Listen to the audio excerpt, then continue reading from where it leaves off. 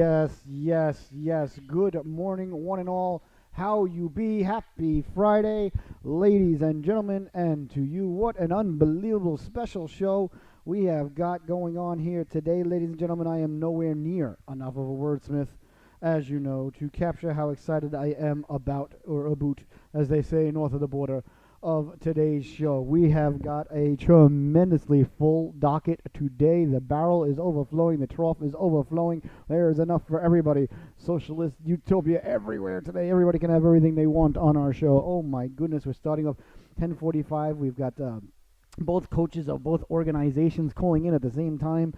Technology, I love it. We're going to have a three-way phone call here. We'll see how that goes. Going to be a variety of different technological things. I think I'm going to have to push a lot of buttons, but we're going to have both coaches calling in from UNC and NC State talking about the big one that's coming up on Monday at PNC. If you're not aware of it, then I haven't done my job, ladies and gentlemen.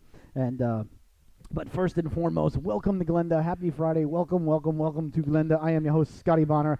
Let's kick off the show like we kick off the show every day, every morning, and give each other the Glenda Moose salute, shall we? I always assume that there's a new, watcher coming on, for a first time. So, ladies and gentlemen, if someone's new and you see them, new, help them along, let them know what they should do here. You take, this is how we say hello to each other every day on Glenda. You take your beautifully designed, purposeful, and absolutely creative, beautifully opposable thumbs, ladies and gentlemen, good for doing this and doing this and doing this and doing, well, we don't do that. We do this. I am beyond fired up today. One, because it's Friday. Two, because it's Friday. Three, because the Islanders won. Four, because of the docket that we've got. So you take your beautifully designed opposable thumbs, you depress them upon your temples, not too hard, because you do not want to cause, as you all know, vasodilation. I'm sorry, OSHA insists I read that every day. You cross your rest of your digits in front of yourself, lowering your head, and then you come up slowly, and we salute one another, extending the digits in a sunflower-esque motion towards the sun. So let's get going, ladies and gentlemen. Let's give each other the Glenda Moose salute. Good morning to you all. Welcome to Glenda.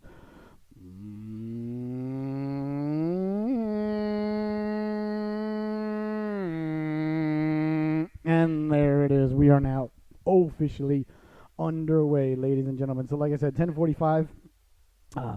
We're going to have both coaches calling in from UNC and NC State. And then at about 11:15-ish, we're going to have Mr. Sam Banashevitz on the line. He is the captain of the NC State. Sorry, I got to get a little fresh air in here. It's beautiful here today. Oh, this morning took my baby girl to the bus stop, and it was chilly. I was like, yes, love it. Felt so good. Oh, the fresh cold air. There it is. It's hitting me right now. The goosebumps, the natural reaction to feel the cold air racing upon my legs. Sorry for the visual. I want to, radio is my first love, but unless I do, the visual here doesn't go out on YouTube, but you guys already know that. I haven't figured out how to conquer that yet. Otherwise, but I think the fans at home are actually appreciating the visual aspects of the show, because they get to see these beautiful sweaters that I am blessed to don every day. So then Sam Banashevitz, the captain of the Wolfpack, will be on to discuss the big game. He's a heck of a player.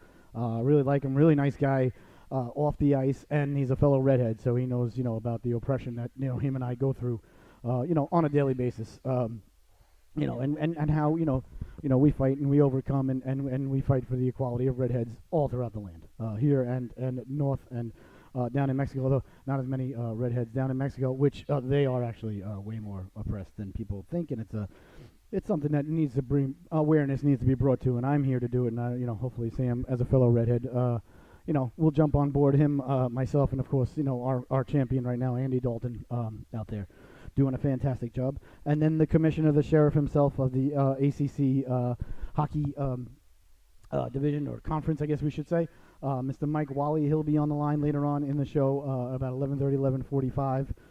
It's live, so we're going to see how things roll. And then the show, I have fortunately got permission today from the network and things of that nature, FCC and other things. This is the great thing about just being your own live show.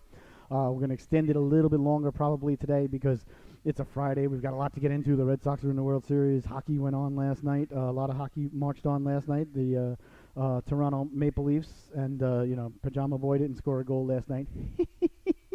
Shut out. And Islanders were, of course, in Los Angeles getting the job done.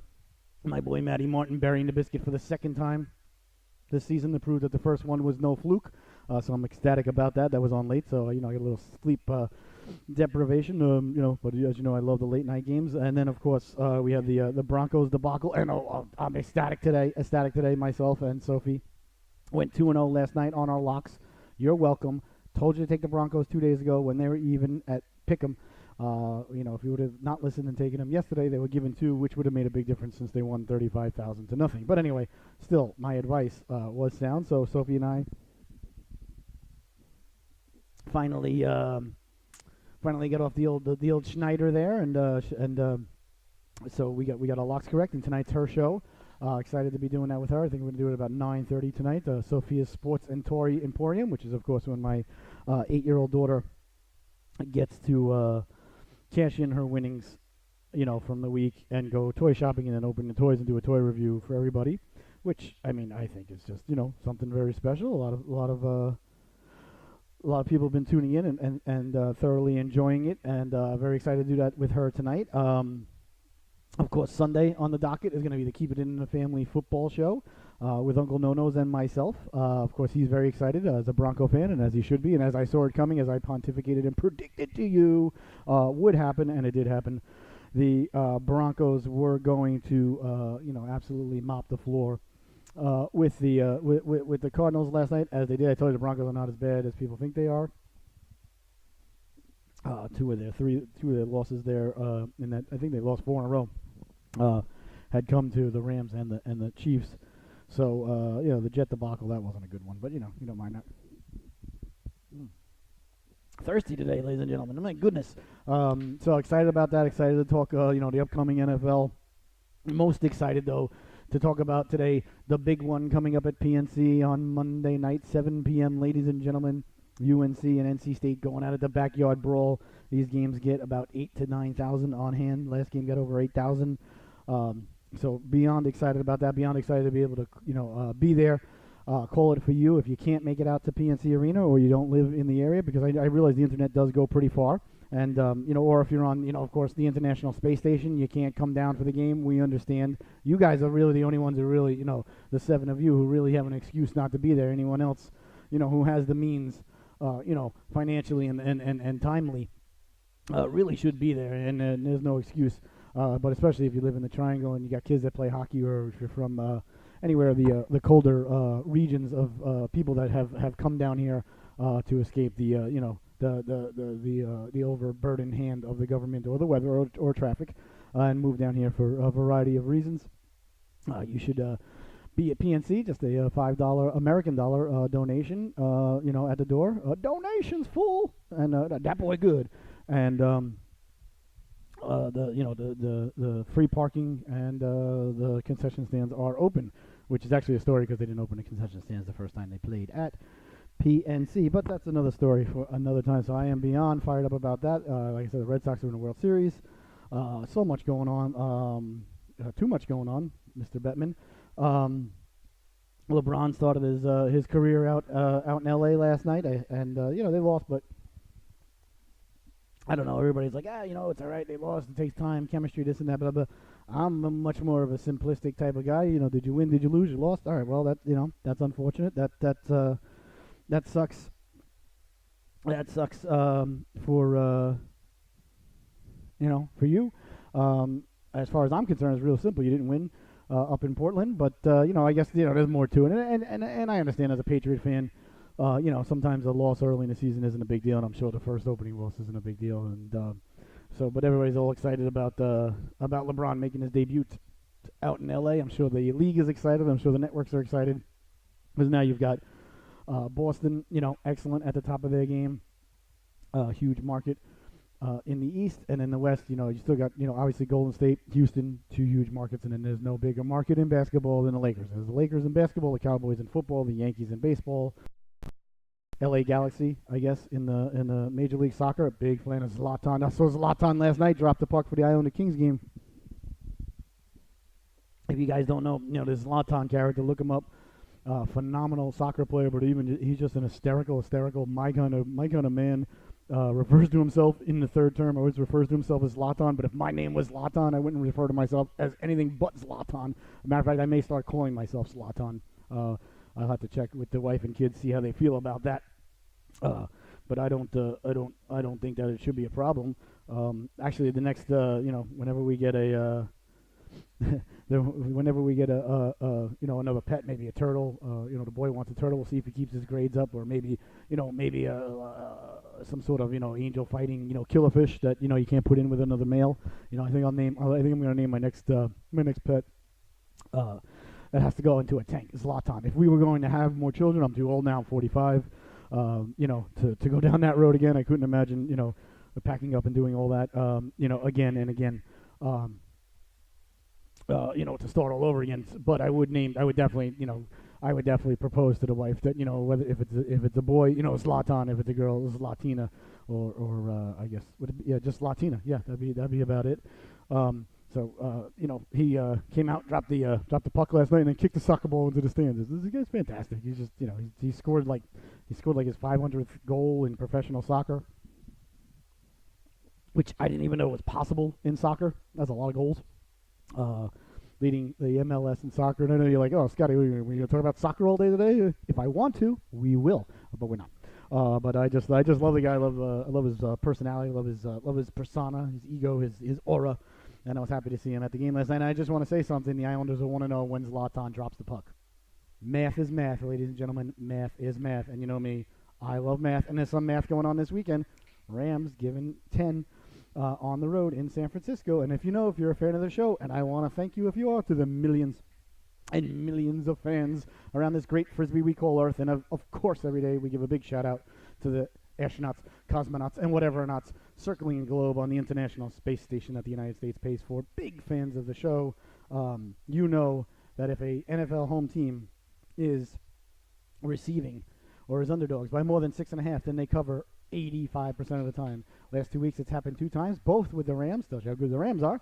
Both times the Rams were giving more than 6.5 points. Both times, Scotty said, take it. Take the Seahawks, take the Broncos. Boom, boom.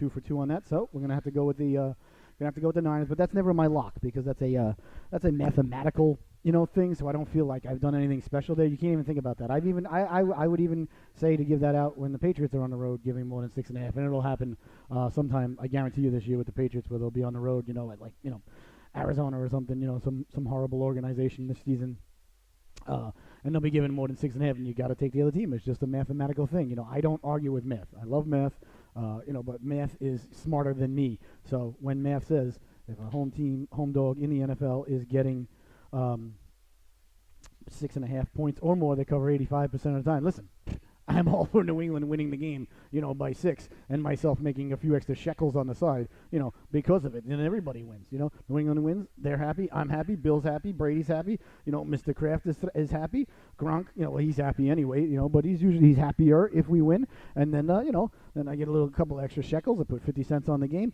that buys, like 1/3 of a cocktail, at the supermarket, for the weekend. Milwaukee's best 15-pack, Milwaukee's best ice, 15-pack, $5.99. How anybody actually passes that up and doesn't grab that from the fridge, I don't know. All right, we got the call coming in, ladies and gentlemen. This is the coaching staff, head coaches of UNC and of NC State. So we're going to put them on speaker. Let's make sure everything's working. Good morning, gentlemen, and welcome to Glenda. Good morning. I have to bring in Coach Gazillo here. Just stand by. Okay. So that's what do I have to do anything? No, just sound good. Okay. Well, then the fans at home are very excited that this may actually work then, because I know this is a 3-way call here. That as long as I did everything I have to do, right, technologically wise, I answered the phone. Mike, you there? I'm here. All right, you got us. There's Scotty Bonner. All right. Well, I just want to welcome Coach Gazillo of the NC State Wolfpack and Coach Volkman of the UNC Tar Heels to the game. The hockey teams here in the local area, down in the Triangle. Of course, they're on today for the big backyard brawl on Monday, 7 p.m. at PNC Arena. The two organizations will be going at it. And first and foremost, how are you guys this morning? And welcome to Glenda. Yeah, this is Mike. I'm doing great. Thanks for having us. Excellent. Thank you, Scotty. This is great as well on my end. Excellent. And I wanna preface something for the fans at home. Right now, if they can't tell, they probably can tell by the way we're talking that myself and Coach Mike from the Wolfpack, we're two Long Island guys, and Coach Volkman, he's a Midwesterner, a Minnesota guy. So really everybody should feel bad a little bit for Coach Volkman here this afternoon. He's doing the best he can to hang out with a couple of guys from Long Island. No comment there, Scotty. I'm gonna stick with my Minnesota accent. I can't hide it. Just like you guys can't hide your accent. You guys stick out just as well. What as accent? Yeah, what accent? That's what I was about to say. I don't know what he's talking about. I'm gonna take a sip of my coffee and then I'll ask you guys the next question. Okay? Sounds good. So from just from a coaching perspective, and what you guys do, bringing the programs along and bringing everything. What does the game mean differently to you guys? Because I know from a fans and broadcasting perspective, and even my kids are excited, about the big one on Monday. How do you guys feel going into the big one? Go ahead, Mike. Okay. Well, I think it's really good for college hockey in the area.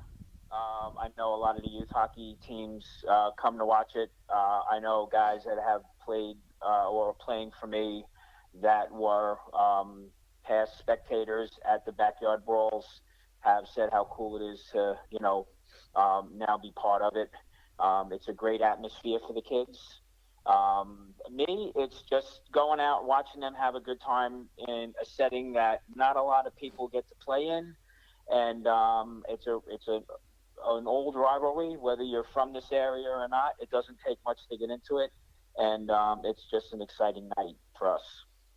Yeah, I'm excited, and a lot of even like you said, a lot of the kids from the local teams come. I know my daughter's coach the other night was telling the kids about it, and they were all excited about it. So it really does. You can see their little eyes light up when you say, oh, the college kids are playing at PNC. They get all excited about it. So how about you, Coach? Yeah, absolutely. Just jump on what Mike said. It's just electricity in the air. My guys, they just get amped up all week, really all year. It's the few games that are certainly circled on the calendar. Like Mike was speaking to the rivalry, that goes without saying. You got two teams that just come in and hate each other, and it's a ton of fun. For the fans and the players alike, and it's just for the kids, from the players' point of view, being able to play in that barn, in that arena, like Mike said, it's just fun. It's electric. It's just, you can just see the difference between playing at our local rinks and the PNC rinks. They just.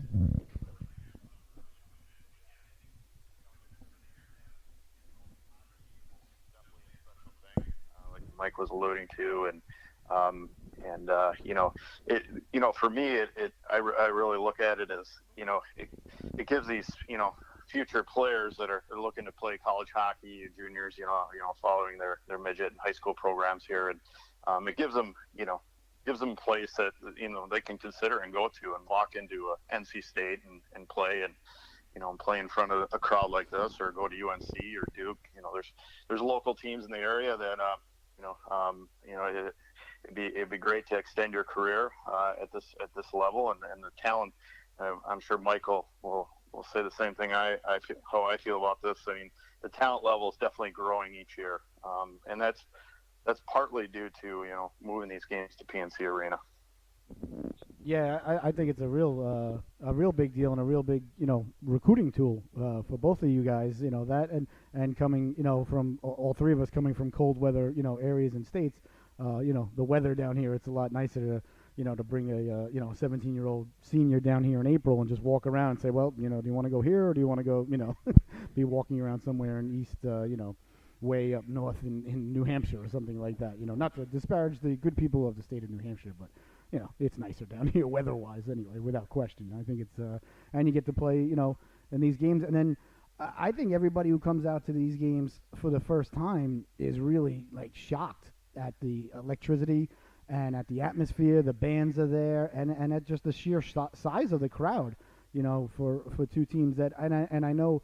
This is probably going to irk both of you guys, but I've heard it. I'm sure you guys have heard it. You hear, UNC has a hockey team or State has a hockey team, and it's just I don't know, but it boils my still a little bit on the inside. But I'm like, yeah, especially when you hear it from people who are hockey people that moved here. This is such a good, to me, ambassador to push forward, both of the programs, going forward to grow the Well, I game in would the say area. along those lines, the one thing, and Jeff may agree with me on this, that we don't hear as much because of the backyard brawl is, oh, you guys have a hockey team. People know now that we have teams. They're starting to look at not only our schools, but they're looking at other schools in the ACC, and some of them in North Carolina, a fair amount, in fact. So we're not only growing it just for our schools, we're growing it for all the schools, whether in the ACC or not, that have teams and have programs, and it gives kids who want to play, oh, I can go play in college. I just don't have to go and play beer league. And the other thing you kind of just touched on Mm-hmm. quickly was you talked to your daughter's team, your daughter's coach. Jeff has a female on his team, which I think is great. I wish I had one. I know he has had them in the past. NC State had a female program years back, before my time. I've been here 9 years or so.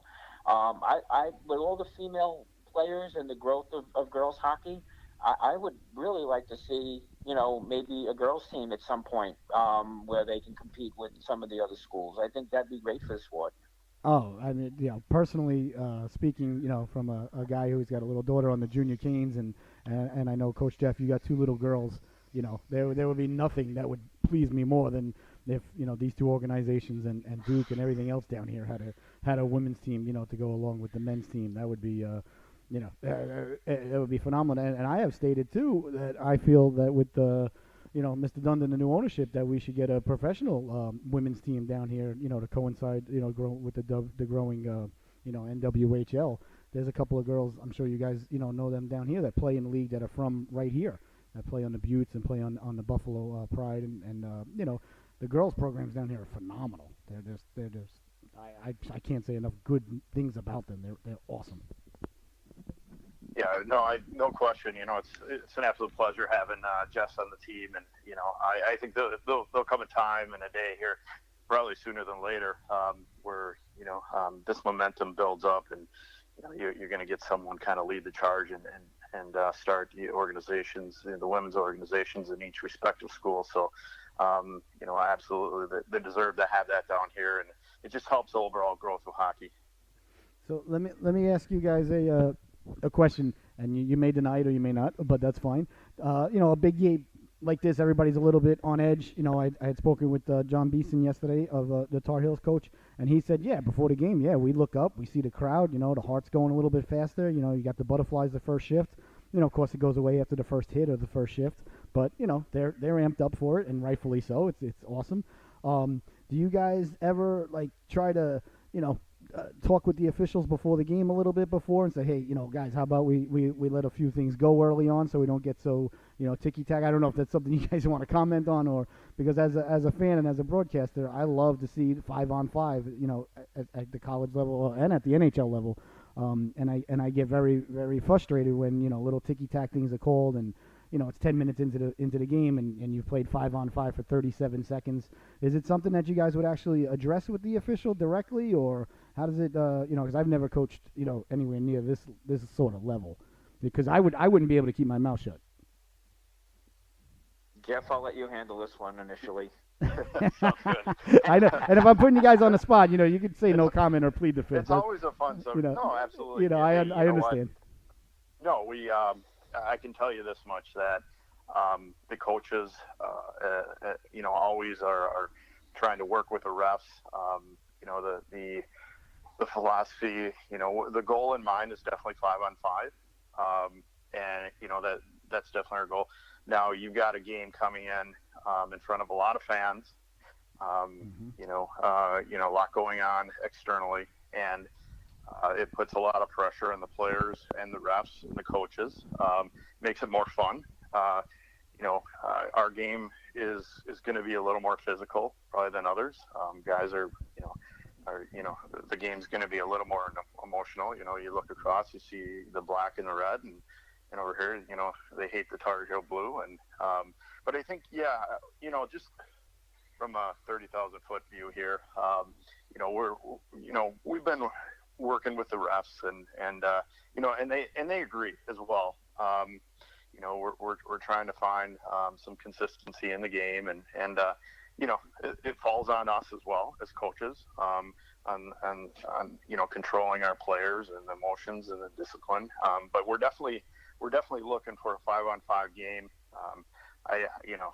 Years past when I first came in, there was a lot of special teams play, and that's just not fun, for anyone. But backing up to your earlier question, me and Mike actually get into a special room in PNC Arena, and we have an arm wrestling contest, and the winner has to go buy the other one a pretzel with cheese. So, nice. We'll had to leak that out. Yeah. I thought we weren't going to discuss that in public, but okay, that's fine. I wasn't. Listen, I was given that information. I agree with what Jeff's saying. I mean, no, I will not, and I'm sure he will not before the game ask the refs to kind of let things go or whatever. There's a certain professionalism that we expect out of them. They know the level that this is emotionally as well. And so, yeah, we all agree. We'd like to play more 5-on-5, and it is on us, Jeff and I, to, get the guys to play your physical game, compete hard, keep it clean. And, if we do our job, it kind of makes it a little easier for the refs to do theirs too. Right. So you're saying on the record now, you're saying, you don't walk up to the official, hand of an envelope, and say the Freiburg Turtles don't lose today. I'm just saying from New York, sometimes we handle things a little different. We're not in Brooklyn.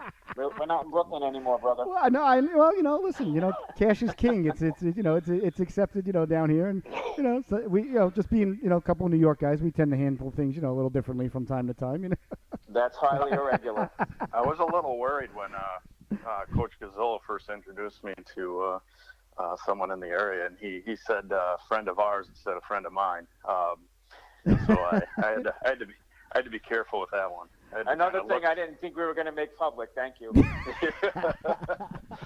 have a lot of fun with this game. There's no question, and we, Mike said it before, and I agree. We come in and we're competitors. We hate each other for 3 hours after. Mike and I are good about leaving it on the ice. If we ever have any disagreement, we talk it out. But we're all on the same page in terms of growing the game. It's all about the kids, and we're trying to create an environment in both organizations where they have fun, and hopefully we can develop them and help them grow as young men, and in some cases young women. It's a lot. Oh, hello. Did I lose you guys there? I'm here. Okay. Yeah, I'm here. I think we lost Coach Jeff though. Uh-oh. Well, that's all right. No, I'm here. Good. Oh, good. Yeah, no, I was talking, with John yesterday, and I'm sure Sam's coming on after you guys, Banashevitz, and I'm sure it's something that they're gonna remember, the rest of their lives. I remember, I played club hockey myself, back in the day, back at Stony Brook when they were the Patriots. That's how old I am. And I remember when we got to play at the Coliseum against Hofstra. Now we had maybe 200-300 people there, and we played at like 10 o'clock at night after the Islanders played. But still, to get out there and to look up and see the banners, and my coach was a very nice guy back then. He knew I was on the fan, and he let me start those games that we played at the Coliseum against Hofstra. As the backup third string goaltender, I was in charge of making sure that the cooler was full of ice for the road trips and things of that nature. But I'll tell you, there was not one libation in the cooler that was ever warm, on my watch. And I never missed a practice. I can honestly say that. So, but I'll always remember playing, at the Coliseum. And it's nothing like the atmosphere. I mean, the lights weren't on, the concession stands weren't open. This is an event. I mean, last year, the last game that you guys had there, I know Mr. Dundon had just bought the team, and he was there, and he was astonished at the crowd, at the atmosphere. I think the bands make a huge deal. I mean, it makes it so much fun. My kids love the band, the kids love the band, the young people. It just, the atmosphere in the building, it's phenomenal. And I could really see sort of a, and maybe you guys can agree or let me know if I'm crazy, but sort of a beanpot type of tournament, here, annually, where, maybe you two guys, Duke, Wake Forest, Elon, whoever, get together, and I could see, 15, 16,000 on hand as the programs grow and as hockey and us Northerners continue to raid the South here and bring our Yankee, hockey, love of hockey with us. Could you guys see something, growing to that effect? Because I can. Yeah, we've talked. Jeff and I have talked about that kind of thing, and I think our schools, Duke and Wake Forest, being the ACC. I think NC State and Wake Forest is like the oldest rivalry. It might be in basketball, but in the ACC. So yeah, getting those guys in here, I think would be a lot of fun, and it's something that I hope we can get to at some point. Getting all the schools squared away and getting the ice squared away at PNC. Sometimes the logistics of it is a little difficult, but I think it's something that we can work towards. Coach, don't worry. I know people. I make a phone call. We take care of it. I like it. I got you. What do you think, Coach Jeff? What do you think about something like that? On an annual basis, like a bean pot going on down here. Yeah, no, without question. There's a, Coach Gazzo and I have been to the table, talked about a ton of ideas and things we can do, and I think ultimate goal is maybe even to get outside at UNC or Carter Finley, and I think it just opens the door. It reminds me of a lot of. Aside from the weather, of course, a lot of Minnesota and how this is growing. And in Minnesota for years, before, even during the North Stars era, college hockey and high school hockey was king. And, it really got kids involved, and it was fun because, those goals are attainable, right? The professional level is not so much, unless you talk to some of the parents out there. However, I think, building that kind of infrastructure and foundation, and I know the Carolina Hurricanes have just been, extremely supportive of us and what we're doing. They are a phenomenal organization. Sorry, it's really what are. It takes. They really are. And I think, getting these local organizations on the same page, if that can ever be done, and grow, building some, the infrastructure and getting kids in, and where you're not losing kids to other states and other programs. But I think, you see the trend. It's going the right way. I think these PNC games certainly help, obviously. It's fun. It's exciting. It makes kids think, hey, maybe Division III is not my thing anymore. I can go NC State, I can go to UNC, I can go to Wake Forest and play competitive hockey in front of a lot of people with a great organization, great league. So we're definitely trending the right way, and things like bean pot ideas and things like that, they're just going to happen. They're going to happen with or without us, and people are going to get more involved, and it's definitely a great thing. Yeah, I agree with you. I think it's inevitable, and I don't always mean to be so cold and so blunt about things, but a big factor in it, even though three of us, I don't think would say is the first factor in our personal aspect of things, but a big factor is there's a lot of money to be made in hockey down here, in college hockey down here. That the three schools, I think is a tremendous untapped resource, and I know it's a difficult subject. I don't enjoy mixing the two, but facts are facts. The basketball teams take the court, they make the schools hundreds of millions of dollars, and I don't begrudge it. God bless them. That it's a fantastic business, and it provides a lot for other athletes and other kids in the schools that it does. So I think that hockey myself, I think, is just a volcano of resources waiting down here, and with the amount of people that are moving into the Triangle daily from cold weather states and the hockey states, if you will. And there's a lot of people here from Canada. I don't know if you guys have noticed. I'm sure you have. There's a tremendous amount of people here from Canada, a lot from Toronto down here, which was really surprising to me when I moved down here. But I got one more question, and then I got to get on to Sam's going to call in and have him on. Do you guys have, besides the pretzel for the arm wrestle backstage, do you guys have any side bets or anything going on that you can legally discuss on the air that your attorney said you can bring up on the air? Is there any? I don't know what you're talking about. Excellent answer, Coach. Excellent answer. Yeah. Legally, no. We'll just leave it at that. And excellent. Excellent. You got a Minnesota guy and a New York guy going, East and Midwest. So strange things can happen behind the scenes. Let me just tell you. I'll just lead you with that. Well, I think whether there is officially or not, I think the three of us should get together, for a Bloody Mary and a steak sandwich sometimes after the game, and just talk about hockey. And I can't thank you guys enough for coming on. I so appreciate it. I appreciate all your support.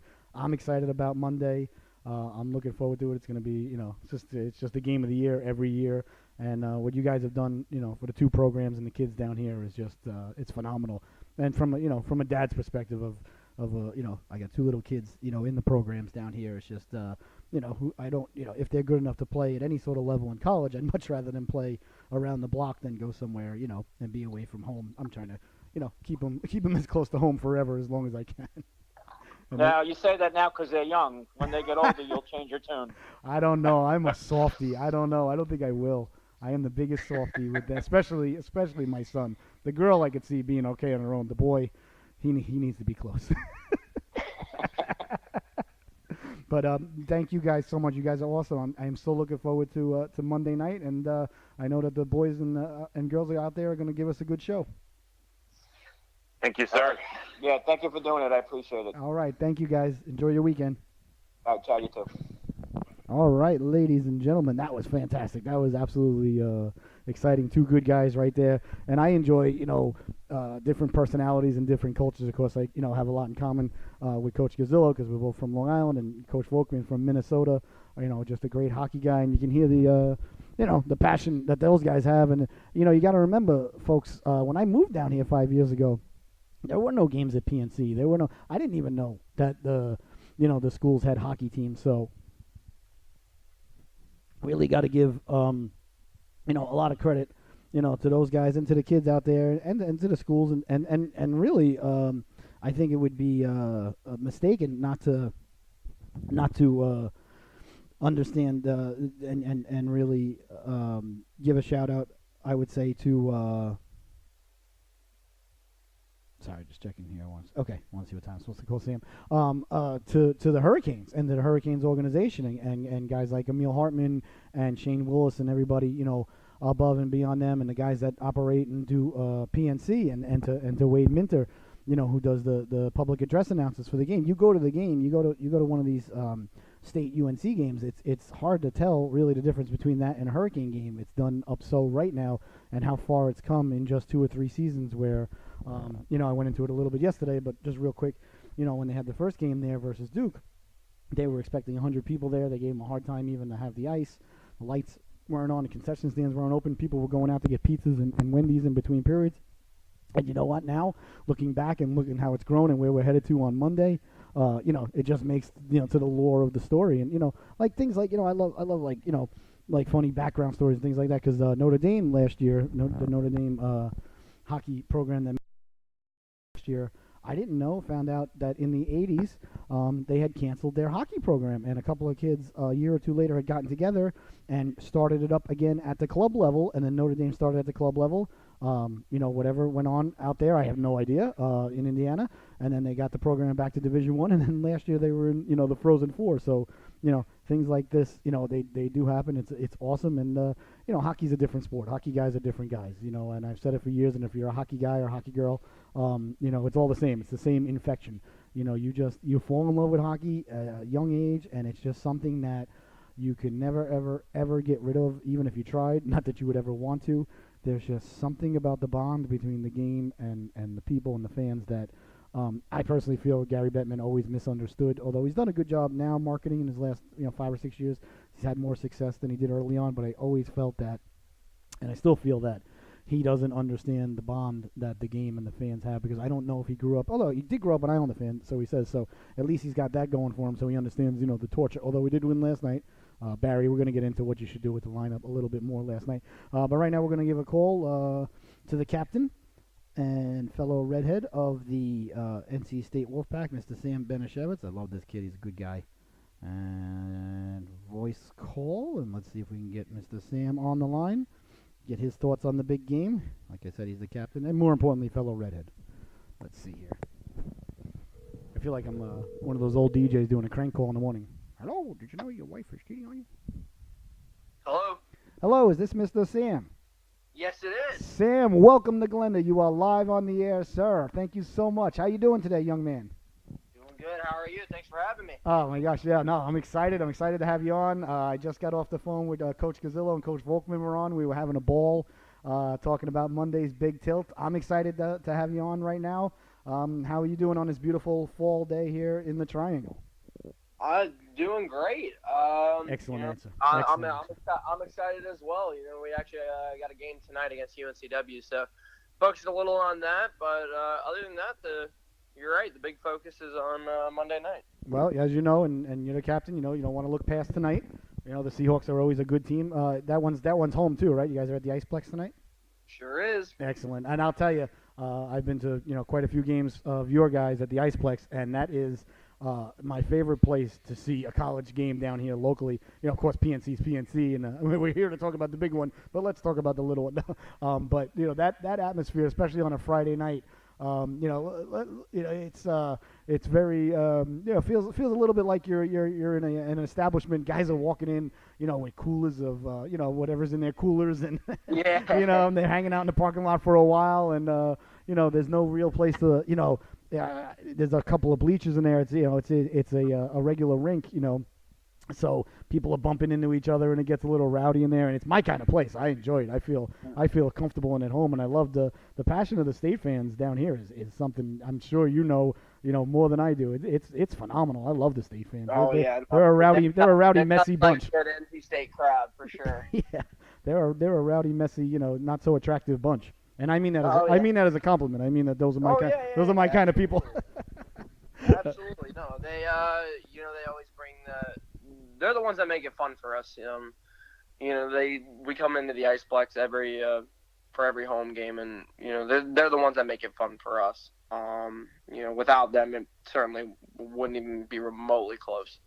But they're the ones that make us play to the certain amount of intensity that we want to play to. So our big motto in the locker room is do it for the fans. So, but we certainly enjoy having them out there, and it's been a fun 5 years with coming out on Friday and Saturday nights playing home at the Iceplex.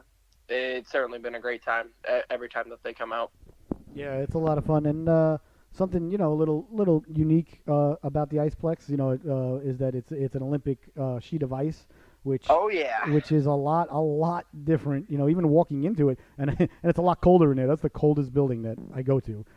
Anytime for your games or for when my kids practice or play there, that building is always cold. It just adds to it. You feel like you're in a meat locker. You want to see Rocky come by and punch some meat in there. Exactly. It's a great place. It is. I grew up in the North Raleigh area, and Iceplex was one of the rinks that I always played at. My parents only live about 15 minutes from the place. So I remember walking in, like I was 10, 11 years old, and I'd have like a 6 a.m. practice. And I promise you, it could be the middle of July. You walk into that place at 6 a.m. on a Saturday morning, you're exhausted. I promise you, there's nothing more cold than that place right there. Yeah, well, and I'll tell you now from the other point of view. Now that I'm on the other end of things and getting older, sometimes it's a welcome cold. It wakes you up at 6 o'clock in the morning. You're like, oh, okay, I can make it through the day. Yeah, no, even when we played Navy over at the Stephen Russell tournament, our 7 a.m. game, or 8 a.m. game, sorry, and we had to be there at 7 a.m. You walk in there, and that just hits you in the face, and you're like, oh, all right, we're here, we're up. Ready? It's like smelling salt. It's great. Exactly. So, what as far as being the captain and everything, how do you get the the team? I'm sure you don't have to get the team up for the PNC games. Almost, how do you get them to stay? Because you guys against George Washington, and I did that game. You guys came out and as cold as can be. You guys were down 3-0 in the blink of an eye. It looked like you guys, I don't know if it was the jitterbugs or. You looked like you were going to get run out of the building, and then you guys came back. It was a phenomenal game. You guys came back to win that one in overtime, 4-3. Is that something that you guys are going to discuss going into the game? Coming out. What do you think? What do you think happened? Were you guys, overexcited? Because that can happen. You can get overfired up, and you can't function. I think a lot of it is that we played West Virginia the weekend prior for our first weekend. we came out and won 8-1, 8-2, and I keep telling everybody this, but this is the best team that I've been on in all 5 years. I truly believe that just the talent that we have this year and the freshman class that has come in, I believe this is the best team that we've had in 5 years. So with that being said, I think we kind of came in with a little too confident attitude against George Washington in that first period there. I think we kind of expected them to come off the bus a little bit slower than they did, and obviously certainly was not the case. So we had a quick regroup in that first intermission and said, all right, boys, well, this is kind of what needs to get done now. Obviously, even though we are a good team, we still have to work hard. We still have to come out the door and be ready to go. We can't have these first periods if we plan to play good teams in the future. And I think the same goes with tonight and any other game. I think even our game last weekend against Duke, Duke's not the strongest team in the world, but they still have some good guys on the team. But we came out and we were tied we were only up 1-0 after the first period, and we believe that's not a score that is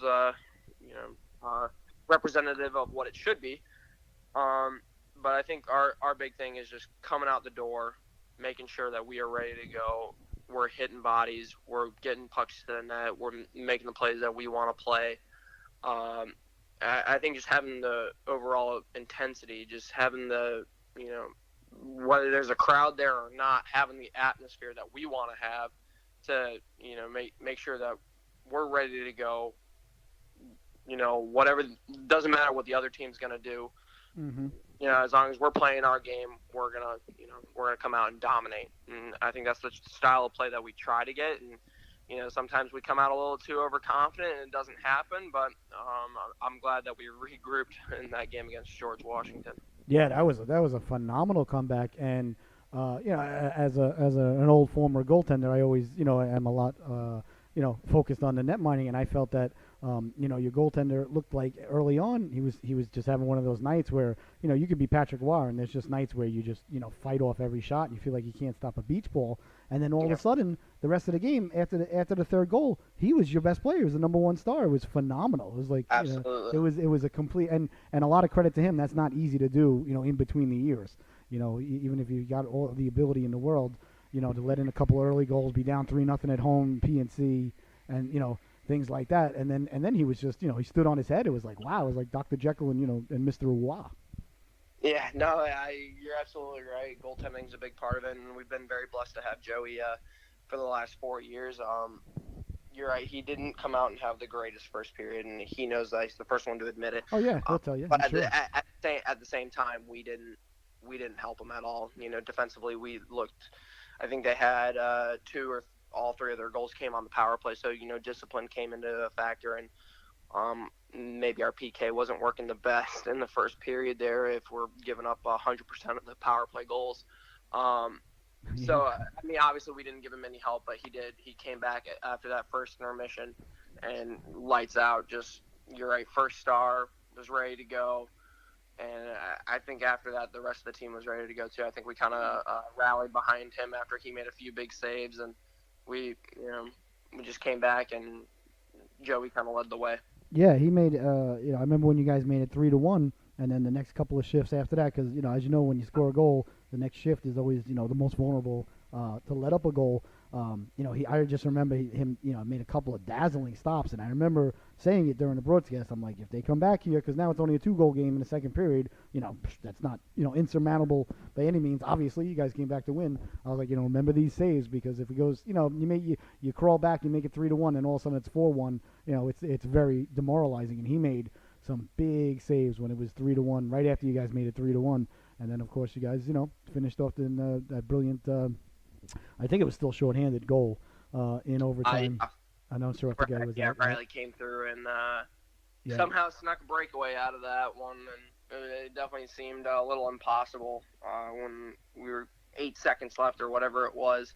You take a dumb penalty for an unsportsmanlike conduct like that, and you complete this huge comeback. And I know we were out there with 10 15 seconds to go. We're like, okay, let's bury this one before it goes into overtime. Then all of a sudden the whistle blows and we're getting another penalty. And Yeah, I was baffled. I remember that now. I was like, Yeah. what happened? And then they said a bench unsportsmanlike conduct. I'm not going to ask you to say who said what, but I'm sure, somebody must have said something that was, yeah, it was some choice words were said, and well, it definitely was not the right place and the right time to say it.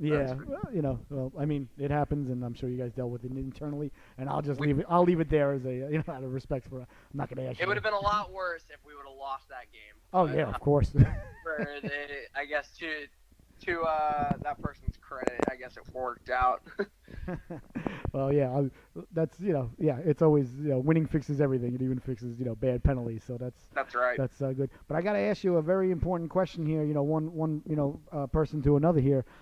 As a fellow, some in a small fraternity that you and I are in. I want to know how you feel, and I want to thank you. You're doing a fantastic job representing us redheads. Across the globe and in the world and in the triangle here. I'm not as red as I used to be. Marriage and kids and the whole thing took its toll on but I used to have a big carrot top like yourself and and I understand the burden and the weight that goes along with it. And I want to tell you from one older one to a younger man, you're doing a heck of a job representing us. And I want to thank you. Appreciate it. I appreciate it. No, Ginger's got to stick together here. So we've got a bond that no one can ever understand, Sam. That's right. That's right. Everyone picks on us, but we do our best. So yeah, it's we're victims. Is what it is. That's exactly right. That's exactly right. If you don't laugh, you'll cry. Exactly. But I am beyond fired up. You are more than welcome anytime to come on the show. Or if you're ever around and I'm doing another game, you want to come on and do some color with me, anything, or if you want to just get together and get some nachos, whatever. Of course. Yeah, no. Anytime, let me know. Anytime you want me on, I'm here. I'm not going anywhere. No, so, absolutely. And I've said this, and I mean it not just because you're on the phone. You're a phenomenal hockey player. But that's easy. You're also, you're just a great guy off the ice. I've seen you, a couple of, times around and at Canes games. And I also watch how people interact with the kids as a dad. And I see you with the little kids at the rink all the time. And, you really do a great job. It means a lot to a little 8-year-old and, 9-year-old looking up at a guy playing college hockey. They look up to you guys. And not just you, but you got the C on your sweater and deservedly so. You do a great job as an ambassador, for the game around here. And, I just, from a dad's perspective, I want to let you know I appreciate it. No, well, thank you very much. I appreciate that. I think we do our best, to represent NC State. All the guys on the team do a great job representing NC State. And on top of that, our main goal really is to win games, but we're trying to promote college hockey in the South. Obviously, the Triangle area first, so I believe with Gazillo and Volkman, we're doing a great job of, really getting the news out of college hockey's a thing here now. And I think that it's grown so much since that first backyard brawl to, what it is right now from, I guess, what was it, almost 2 years ago. So, no, it's just a great job all around by everyone just throwing in the work, and a big credit to Pac TV and then you as well. You guys are promoting us. You guys are doing a great job for us, and we appreciate you guys for everything that you guys do. So I think we wouldn't be where we are today without you guys as well. So no, I appreciate that. It's a privilege to be able to do these games. It's just so much fun. Well, I moved down here 5 years ago. We moved down here September of 2013 from New York, and there was no games at PNC. I didn't even know that if the local colleges had hockey teams coming down here. Not that to be honest with you, college hockey on Long Island and the tri-state area until you get up to Connecticut and Coney Piac and up there isn't really big at all. It's also kind of at the level it was here. But now the hockey here in the Triangle has really, just in the last 5 years since I've been here, just gone through the roof. And, if it keeps going, on this trajectory, it's going to be phenomenal in another 5 years. No, I think that was one of the things when I was playing juniors. I'm from the Raleigh area, so I was playing juniors up in Maine. And came to watch a game. Just one of my buddies from high school happened to be on the team. I think it was almost 6 years ago now. I just came back to watch a game and just watch him and see how it was. And I remember looking around and looking at all the fans beating on the glass and having such a great time. And, everyone was getting pumped up. And I'm like, wow, I would definitely not mind coming back home and playing for NC State. I grew up an NC State fan my entire life. So I never really realized, the hockey team and its potential. Like when I was growing up, when I was 10, 12, you always think you're like going to go to some big college team like Michigan or Boston College or Denver, and you never really think that, I'm going to end up playing club hockey. So it's definitely a humbling experience, but, just to be here and, play in front of all these great fans and, just play in front of, that home crowd and play in front of all my friends and family, that have been there since day one. It's certainly been a tremendous time. I have absolutely no regrets coming down and playing club hockey for NC State. That's awesome. I like that. That's a great story. Hopefully, if my kids are good enough to play at this level, that they stay local too. I'm sure your mom and dad appreciated you not going to college in Maine and not seeing you as much as they get to see you now. My parents have definitely made this a wonderful experience as well. They're usually at every home game, and if they're not, they're usually listening in to see what's going on. So. Awesome. I think they definitely make most of this experience possible. Oh, believe me. If not all of it. Believe me, they're very thankful that you did it. Trust me, from a mom and dad's perspective, I can tell you that without a doubt. Well, Sam, I can't thank you enough for coming on. I'm beyond fired up for Monday night. We'll get a nice crowd on hand, and I from what I understand, I believe both bands are coming from each school. From what I understand, that is correct. I love the band. The bands make it. It's just at least on NC State side, the band's coming. I'm not sure about UNC. I haven't, unless Volkman said they are. I haven't heard anything about that, but I know Gazillo said ours is coming. Well, I figure if I say it on the air that that they're coming, and if they are or they were on the fence, we put pressure on them. So Yeah, exactly. That's what you got to you got to the subliminal pressure. It's very heavy. Exactly.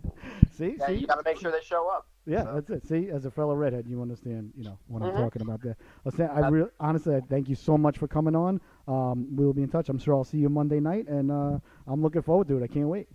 Sounds good. Well, we'll see you on Monday night. Thanks for having me. Oh, anytime. All right, brother. Take it easy. Be good. All right, ladies and gentlemen, that was the captain of the NC State Wolfpack, Mr. Sam Banashevitz, and really just a phenomenal young man, just a great guy. I can't say enough about him. He really is. He's just as good a guy off the ice as he is on the ice. I happen to get a chance being down here for like I said, 5 years now to know him a little bit personally, and he's a phenomenal hockey player. I mean, that's an amazing story. I didn't know that he played junior hockey in high school in Maine, and then to come back down here and then to go to NC State. I'm sure that he had other offers to go to other schools, and I'm not putting words in his mouth. I'm just saying if you played junior hockey in Maine, 2 + 2 = 4. If it's a duck, flies like a duck, smells like a duck, looks like a duck, it's a duck. And for him to come back down here, to play for State, that's a great story. I never heard that. See, we always learn something new here, on the show every day, as we do, which is really really exciting for a guy like myself. Hold on, just checking to see now. I'm doing a little bit more technology. Okay, the next interview is coming up at 11:45, so we got 15 minutes. So I am, like I said, amazingly beyond excited about the game. I'm beyond excited. Sorry, just getting. What did I do? Okay, I'll take care of that. As a fan's perspective and somebody who grew up, on Long Island, grew up at the Nassau Coliseum, obviously, Islander fan. I love the Canes since I moved down here. I root for the Canes. Just rocking this, the old 1-7 here. Just let Barry Trotz know you don't scratch this guy, okay? Don't scratch this guy again, okay? We're gonna get into that a little deeper after we speak. We're gonna our next interview is gonna be with Mr. Mike Wally. He's the commissioner of the sheriff, the head honcho, the numero uno, the big cheese of ACC hockey. Great guy himself. I know he's excited about Monday's Tilt Monday's affair, and very very excited about that. Obviously myself, but to have a huge rivalry game where you got a lot of the crowd for one side and some of the crowd for the other, because these games, fair is fair, they do get much more state fans than they do from UNC. Chapel Hill's a little further away, yada yada yada, but the UNC fans has been more and more every year. But as a growing up on Long Island, a kid on Long Island, going to the Coliseum, 22N Meadowbrook Parkway. It used to, obviously, the schedule would come out and you would just circle the games on the calendar, because the home opener, they'd give out the calendar every year, got it every year, and you would circle, the games on the calendar when the Rangers were coming to town, and when the Islanders were going to the Garden to play the Rangers, and those were the big ones, and those were the ones that mattered. The Islanders didn't always, and still don't always have, the best of teams on the ice every year, but if they went, well, it used to be 7 or 8 games. 7 or 8-0 versus the Rangers, and they came in dead last. Well, hey, wasn't a terrible year. So you always look forward to it. You always want to, you always want to beat your rival. And I think you heard Coach Volkman touch on it a couple of times. You hate the guys across the ice, and I have said this numerous times. There's nothing wrong with it. I'm not talking about hate to injure or hate to do anything personal against the guys. You don't hate the guy personally, but you hate the team. You hate you hate to lose this game. At PNC Arena, in front of 8,000 people, and it's going to be all over Twitter and all of nowadays. Nowadays it's amazing. You win, it gets multiplied 1,000 times by social media. You lose, it also gets multiplied 1,000 times. So there's a lot on the a lot going on your mind and things of that nature for a game of this magnitude. So growing up, where I was entrenched. I didn't come from an area where there was any one sports team in any sport. You had the Mets and the Yankees. You had the Islanders, Rangers, Devils. You had 3 for hockey. Knicks and Nets. The Nets really weren't really at all a factor. They would have been a much bigger factor had they never left Long Island. If it was the Rangers, at the Garden, and Nets on Long Island, I probably would have been a Net fan. I'm sure I would have been a Net fan, but I grew up a Knick fan. Mets and Yankees, Giants, Jets. There's never, where I came from, one team. And I realize now, living outside of New York now for 5 years, like I grew up thinking that's just the way it was. It was normal. If a team won, half the people in the city were ticked off. It's just, you always had those fans that would bounce back and forth. If the Mets were good in the World Series, they'd be Met fans. Yankees were good, they'd be Yankee fans. I never, really conformed to that idea. I want the Rangers to lose every game, every shift, never score another goal, as long as the organization, exists. That type of thing, and I felt the same way about the Jets, although I wasn't a Giant fan. I was a Patriot fan. Don't know how it happened, but thank the good Lord that it did. I'm an Islander fan, a Met fan, Knick fan, everything blue and orange. I love to suffer, and I was a big St. John's fan back in the day. Chris Mullen, Lou Carnesecca, those fellas. Of course, then Matty Brust and the other guys that came on after, but. So I was always used to there being these games a couple of times a year where you were playing your rival. Well, in baseball they didn't have the interleague games as a kid, and in football the Giants and Jets didn't play all the time. So really the only sports that played all the time were basketball and hockey. The basketball games certainly didn't have the rivalry and the hype that the Islanders and Rangers did. So now having this down here between State and UNC kind of gives me a little bit of, a warm feeling, on the inside. The stuff in the basement gets a little warmed up, from games like this, because it kind of, it brings me back a little bit. Not, nothing could be as good as it was, when you're 12 years old. Just like the new Star Wars movies, they're really good, but they can't be as good as they were when I was 12. It's just impossible. It's not the fault of the guys making the movies these days. It's just I'm not 12 anymore. Still working on that. Still, looking for the Ponce de Leon, Fountain of Youth pill. Or salad, or dip, or whatever it is, cucumber, eye glaze, whatever it is, I'll take it, I'll try it, what I'm saying?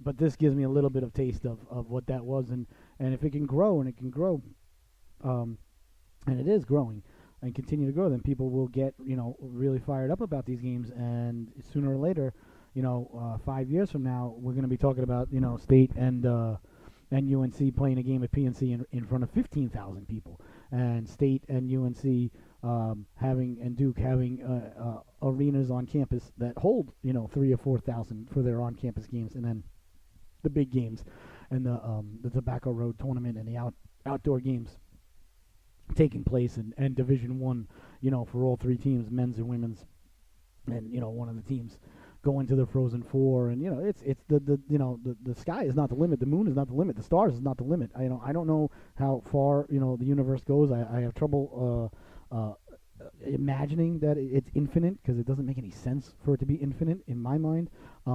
So I would say the end of the universe is the limit, if it has an end. If it doesn't have an end, then then it is truly limitless, the ceiling where we can go here with the triangle hockey.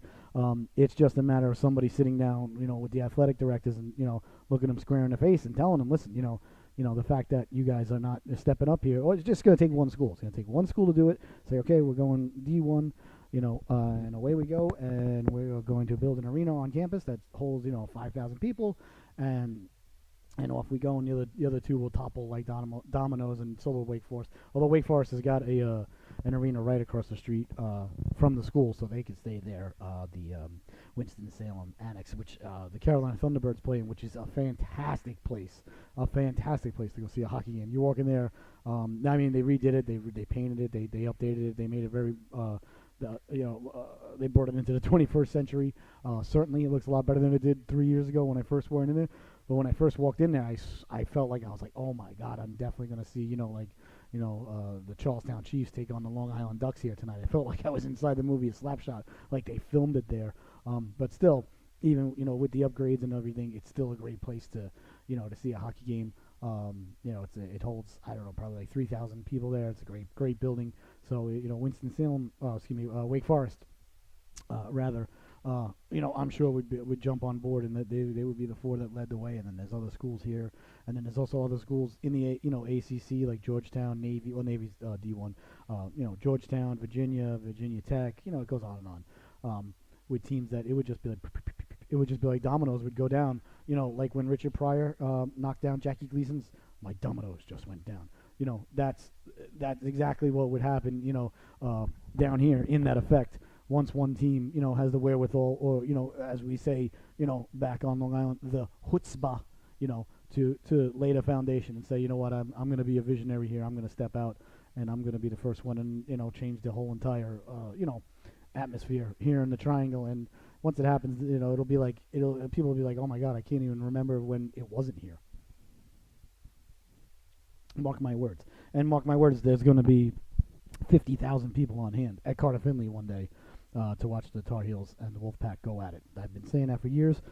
Good chance now, as things are looking. It may actually be before an NHL game if they get a Stadium Series game there. I know Dundon's pushing for it, and then no reason that State and UNC wouldn't play that afternoon or day before or something like that.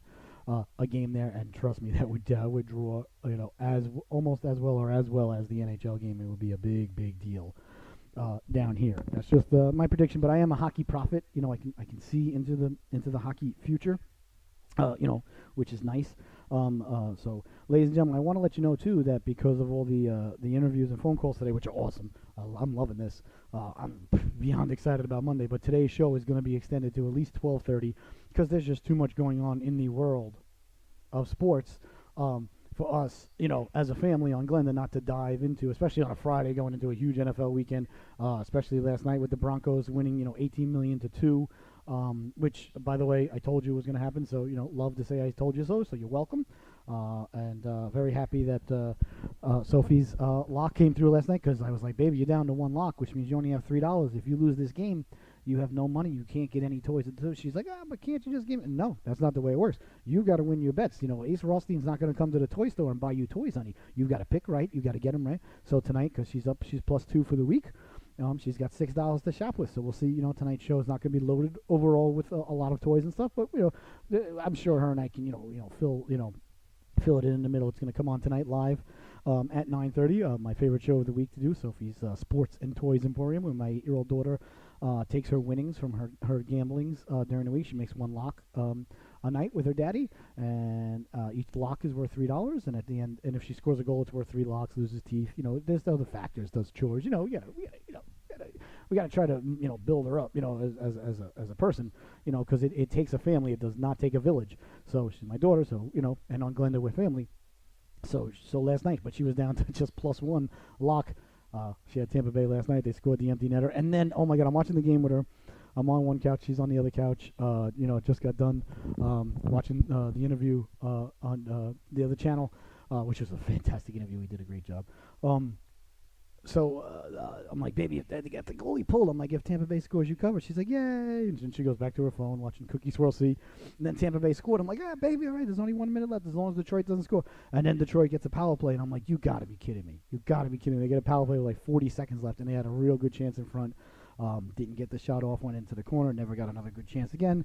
And she won. I was like, oh, come on. I was really pulling for her. I didn't want her to not have, any new toys, for the show. So she's only up $6, but hey, listen, we can make $6 work. She was like, Daddy, I think we need to go to Walmart, not Target. I was like, wherever we gotta go, baby, we will make it work. So tonight at 9:30, Sophie's Sports and Toys Emporium, and of course Sunday the big show, the one that is just so much fun, keeping it in the family. That's our football show. I do that with my brother-in-law Noah, remotely on the phone down in Miami. He's a huge Broncos fan, so as you may imagine, the show on Sunday, which is Sunday mornings at 10:30. It's food, family, and football. Nice and simple. All the three things you need on Sunday morning going into your football Sunday. So he's going to be in an ecstatic, good mood coming off of a huge Broncos victory last night, and deservedly so, as I predicted. So, ladies and gentlemen, we are going to now give a call to the commissioner of contacts. There we go. We're going to call Mr. Mike Wally, see what he's doing this afternoon. And he's going to come on and discuss what we've been talking about all morning, the big one, the backyard brawl taking place Monday night at PNC Arena. All right, let's give Mr. Mike a call here, and it's going to be call phone, right? Yep, call phone. There we go. I know how to do this. All right, here we go. If this works, we'll be 3 for 3 on interviews today, which, technologically is phenomenal.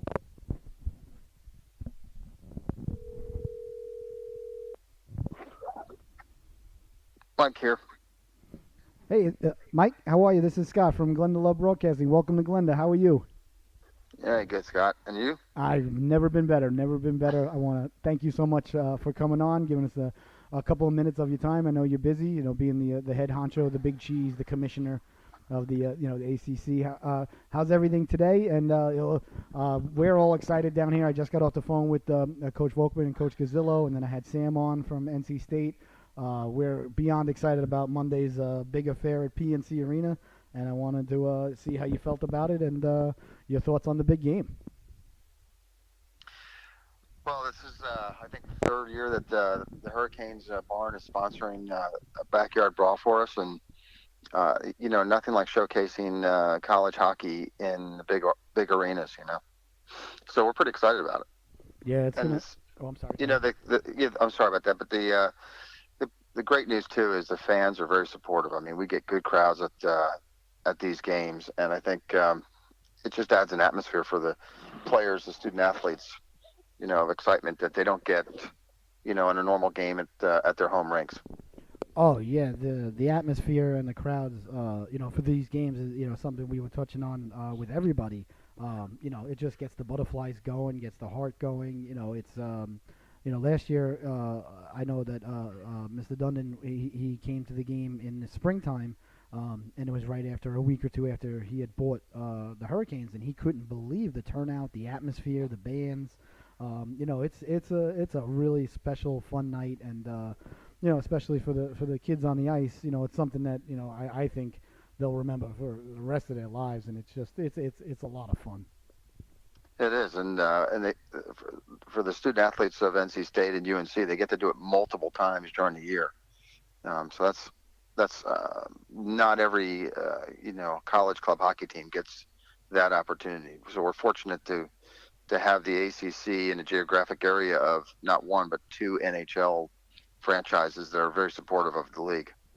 Yeah, I know. I saw a couple of games, that had gone on already this season up in Washington. We've had a couple down here at PNC, and I can't speak for the Capitals. I'm sure that you can better. But the Hurricanes down here, I mean, they are a phenomenal organization. I'm very glad to see them turning it around on the ice, but off the ice, they've always been first class. Even before Dundon took over the team, and they've been nothing but supportive of everything that I've seen going on. I'm not as entrenched in things, as you or some of the coaches, of course, but from what I could tell, I think that, they deserve a lot of credit for how much they support, local hockey, youth hockey, college hockey. Really, everything they do off the ice is first class. It sure is. I mean, the Hurricanes have been very supportive for more than a decade now of not just NC State, but the entire ACC hockey program. Yeah, they do a great job, and they've got the first goal program that they've got going on down here for a couple of years, which feeds into ACC hockey. You get little kids started, and they keep playing. They look up. They go to a college game like this. I know my kids are excited. I've got an 8-year-old and a 12-year-old, and they're excited for Monday night. I was speaking to my daughter's team. The coach let me just have a couple of minutes in the locker room. Just spoke with them and the parents and said, hey, if you can come out Monday night, it's a great, wear your junior Canes jersey, come out to the game, and it's just something, from the little kids' perspective to see, the local colleges going at it with a big crowd and the band and and the lights and everything. You feel like you're at, they do it at PNC like you're at a Canes game. They don't shortchange the game at all. You feel nothing's different outside of the free parking, which is nice. It truly is exciting. I mean, it's and over the years, the excitement hasn't waned either. That's the important point. I mean, you can start these things with a bang, and then they kind of fade. But just like with everything the ACC is doing, and we're in the 24th year, and the UNC, Duke, NC State were among the initial founders of the league, and so now to see them, joined by so many other teams and the league prosper and get the recognition that I think is long overdue, not just from the Canes, but from the fans and the sponsors, is just, it's eye-watering. Yeah, no, and you deserve a lot of credit, for you're a super nice guy, personally, and I'm not just saying that because you're on the air. You just are, and it translates.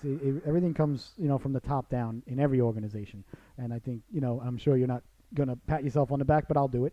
You do a phenomenal job. The Stephen Russell tournament is a phenomenal tournament. State does a great job, but every team there, the skills competition, all that's going on, the sled game, it's a big deal. It raises a lot of money. Does a fantastic job. Now we got these games going on. You got games going on, up in Washington. I think it's the Capital One Center. I don't even know the name of their building. It is. You're right. Okay. I'm still calling it Verizon Center, but you got it right. It's Capital One now. I was going to call it the Cap Center, but I'm like, no, that's in Landover. They haven't been there. They haven't been there in 15 years. I'm going to really show my age now. But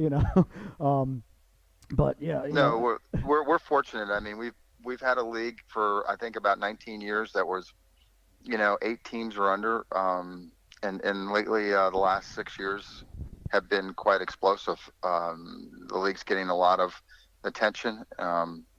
These games help to get that attention among other programs outside the ACC, as well as the Stephen Russell tournament. And we couldn't do that without Kelly and Brady Buckley.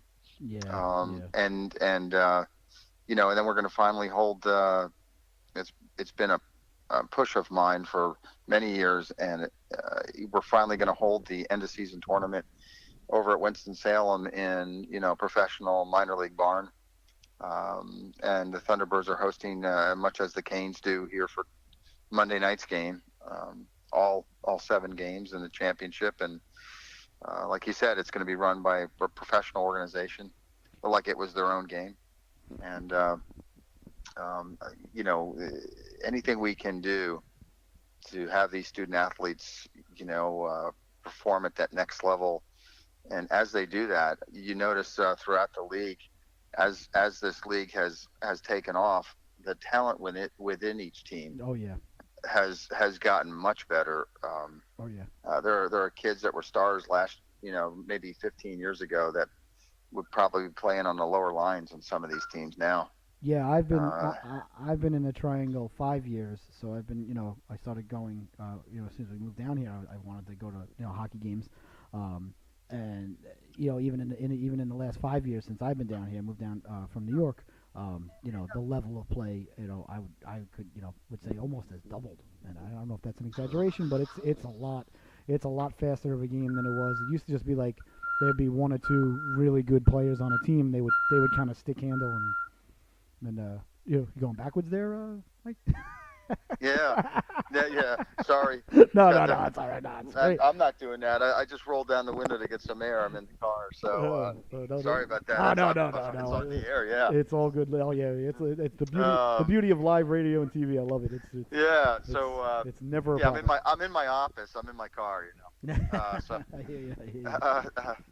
No, but it is true. I mean, the depth of the lines are much greater, and I can't talk about the student athletes without also talking about the coaches. The quality of, and the time dedicated by these coaches, is phenomenal from what it was, 15 years ago. These teams are, embracing systems, and, it wasn't just the talent of the players, but it was, I used to use the phrase, it was like watching a bunch of ping pong balls in a lottery machine on the ice rink. Yep. Everybody going, and now these coaches have instilled these systems. So the game has gotten much better. The talent's gotten better, and then of course the excitement of watching hockey is there. It comes watching the basically the game that decided the championship for the Stephen Russell between UVA and Wake Forest. I mean, that game was, enjoyable by everybody that saw, and just for being a pure hockey game, and it was exciting. It came down to a goal, 3 minutes left to break the tie, and that's the kind of game you're going to get in this backyard brawl too between UNC and State. It's just these two teams are rivals for many years in many sports, and it's no different on the ice rink. When they get out there, every individual rises to a higher level on that ice, and it's just going to be an exciting game to watch. Yeah, it's going to be. Yeah, they're always, they're always a little bit, little extra, incentive going on, a little chippiness going on during the game, and as an old school, hockey fan, I love it. I reference this to, I grew up on Long Island as a big Islander fan, and I always used to circle on my calendar, whenever they were playing the Rangers, and this is a rivalry game, just like that, where the kids, Sam said it, and I spoke to a couple of the kids from UNC. You come out for warm-ups, you look around, you see where you are, you see the crowd on hand, and the butterflies get going, and you're ready to go when that puck is dropped. It's a phenomenal game, and congratulations, and I'm real excited to hear about the playoffs being secured out in Wake Forest. I know the Winston-Salem Annex, that's where the Thunderbirds play, and they are a great organization too, on and off the ice. They're a lot of fun. They actually draw very, very well out there. I know when they return, people were saying, they're not going to get 500 a night, and I know that they're doing very well out there. They're actually people out there kind of have a kinship with that team, and they're doing phenomenal. And I know Scott Brand out there that runs the organization. I know he's going to do a great job for the playoffs. So that's a big deal. That's great. That's great news. Yeah, Scott has been phenomenal to work with, and he is coming up with ideas and implementing and executing. So not only are they going to have the games in a professional bar, I mean, Scott's got some surprises for the student athletes and the fans as well. And I think it's going to draw a pretty big crowd out there too, because he's opened the gates to the 900 plus season ticket holders for the Thunderbirds. So that's awesome. So those fans that are so dedicated that you talked about to the Thunderbirds are going to get to see some high level college hockey among the ACC teams that make the tournament as well. That's awesome, and if it's Wake Forest, of course that's their home rink, so they'll obviously have a nice crowd, no matter what. So that's good. That's a awesome, that's a big deal. In my mind, it really truly is, and to have that solidified and ready to go, and hopefully something that becomes an annual thing, and it'll grow. It'll grow from this year to next year, and it'll just keep getting bigger and bigger. And to partner with the Thunderbirds is I know Scott. He's a great guy. He's a good hockey guy. Yes, he is. And then the final leg of this of the tripod, if you will, is the universities. I mean, and so the more publicity, the bigger the events, the universities club sports can be off the radar for most universities. Yep. So when they see events like this, they kind of realize that hockey is in a different level of athletics with their student activities than most of their student activities, and obviously it helps with the funding from the universities. But more important than the funding is the attention that the universities give it. And most of the universities in the ACC are starting, if they're not already there, aware of what is happening with the ACC hockey in many schools, like the Naval Academy, UVA. I'm not sure about State, but or UNC, but they draw for these hockey programs. They are number 2, number 3 in the attendance for athletic events at these universities. Yeah, yeah. And so that's an eye opener for the universities, particularly the ADs. Right. And then one of the statistics I'm most proud about too is if you look at the GPAs of these hockey programs, of these kids on the rosters, they are usually in the top 3, if not the top, of most athletic teams in the university. So they're the highest GPA as a team than any other team in the university. And we like to stress the fact that they are student athletes, and the student comes first, because at the end of the day, many of these students will be doing something off the ice as a career, and using hockey as a hobby in the future. So that degree and their studies, their academics, is probably the most important thing they're doing at the university. Yeah, well, good thing, then for you that I didn't play club hockey down here back in my college days, because it may have affected the bottom line on the GPA there. But it's good timing for you. No, and I say it all the time. People don't realize the dedication that these kids have, and I'm not poo-pooing anybody else's dedication, any other athletes, but a lot of times they'll go on a road trip and they don't even have the budget from the school to get a bus for every road trip. So a couple they'll have 4 or 5 cars full of kids caravanning following up to a game that's a couple of hours away. That's not uncommon at this level, and it really speaks to the dedication that the athletes, the student athletes, have. And I think that is probably something that's reflective in the GPA, because they're not, like you said, this isn't Duke basketball where the guys are coming for a semester and then going to the NBA. And I'm not knocking anybody who does that. God bless them. If I could do it, I would do it. I'm not not knocking Right. them at all. But these guys, they're not going to be in the NHL, and I don't mean, I'm not saying that in a disparaging manner. I'm sure they know that, and the chance to play a game, like Monday night in front of thousands and thousands of people, where it's pretty, it's nice buzz going around down here in the Triangle. Is something special and something that they'll remember forever. But I think that plays into their GPAs, as well, because they're working hard just to be on these teams. They're not they're not scholarshiped or anything like that. Well, that's why I think most of us that love hockey, I mean, that's the reason we stay involved. Is hockey as an institution is it has a lot of give back to the communities. I mean, you think of any other sport that would permit college sports to be played in a national arena, a professional arena, other than like the Final Fours of NCAA programs, but for a Monday night game, hockey is, I think, unique in the fact that the NHL teams open up their barns for the ACC, and across the nation they'll open up their ice to college hockey teams, and you just don't get that in other sports. You get this sense of community from mites all the way up to the NHL stars that I think is unique in hockey. Yeah, I'm sure as well as I do. There's something about the love between a hockey and a hockey person.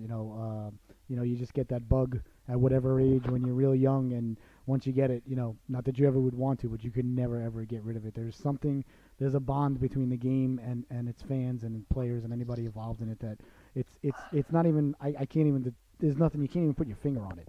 It's indescribable. It really is, and I think that's what reflects on them allowing college kids to play on the NHL ice, and it's just I'm beyond excited for Monday, and gonna have a nice crowd on hand, and the bands will be there. I think that the mascots are gonna be there, and my kids are excited, and the kids on their teams are excited. So it's you get a lot of kids out at these games. You see a lot of local, the Eagles and the Junior Canes and the Force and the Raptors. From here, you'll see a lot of those jerseys in the arena Monday night, and it's I don't know, I love it. I love seeing the kids at the game. The entire generation of the local hockey community will be in attendance to those games, and that's very exciting. As well as you'll see the stands packed with many NC State and UNC students as well that come out and support the teams. And it's amazing how many of those students are wearing their school color jerseys. I don't know where they get them. Yeah. I was. But their colors are quite obvious in the stands. I mean, there'll be a sea of red, and there'll be a sea of North Carolina blue, and you'll know who they're rooting for just by the clothes they're wearing. Oh yeah. Nobody comes in wearing any neutral colors when they come to these games.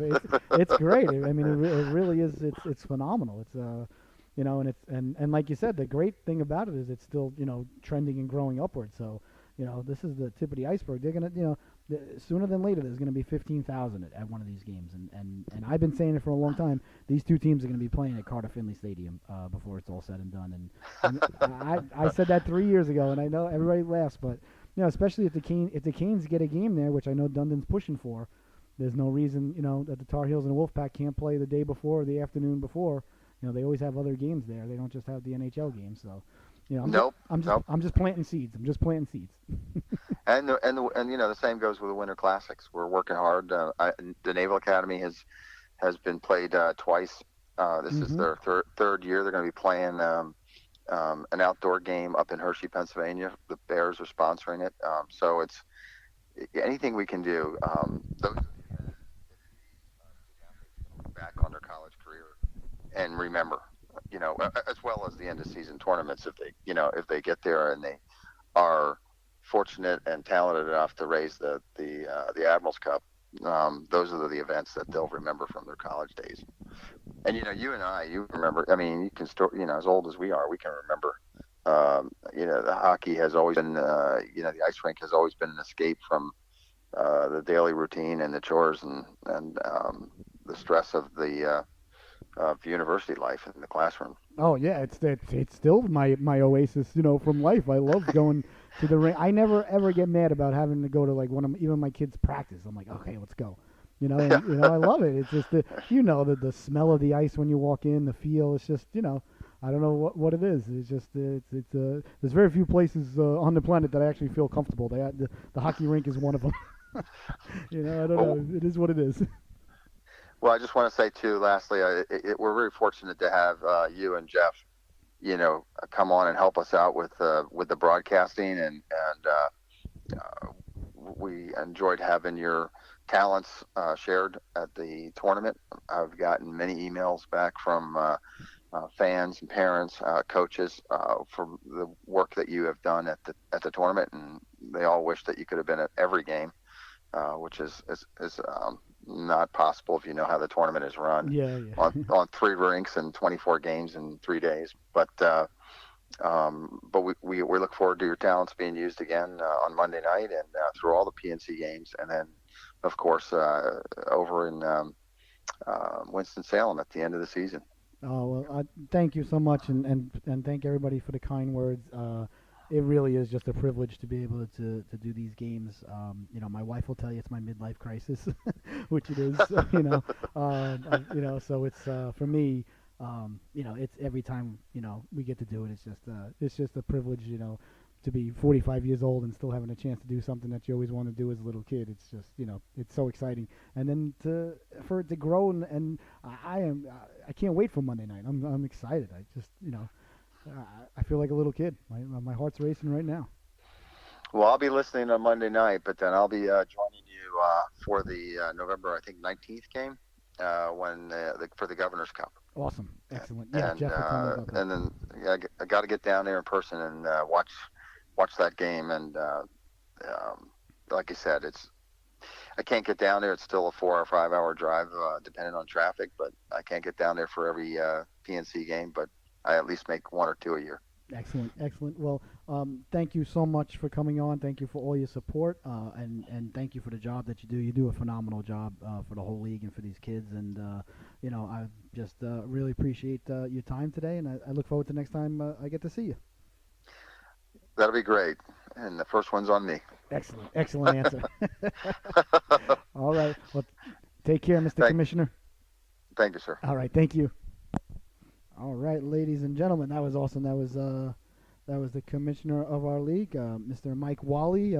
Just a great guy. I think that's the reason that the league is starting to flourish. Like you said, we got great coaches, great kids, great commissioner. I'm pretty average. So if you surround yourself with great people, then you look great. It's good. But seriously though, he's a great guy. He does a lot.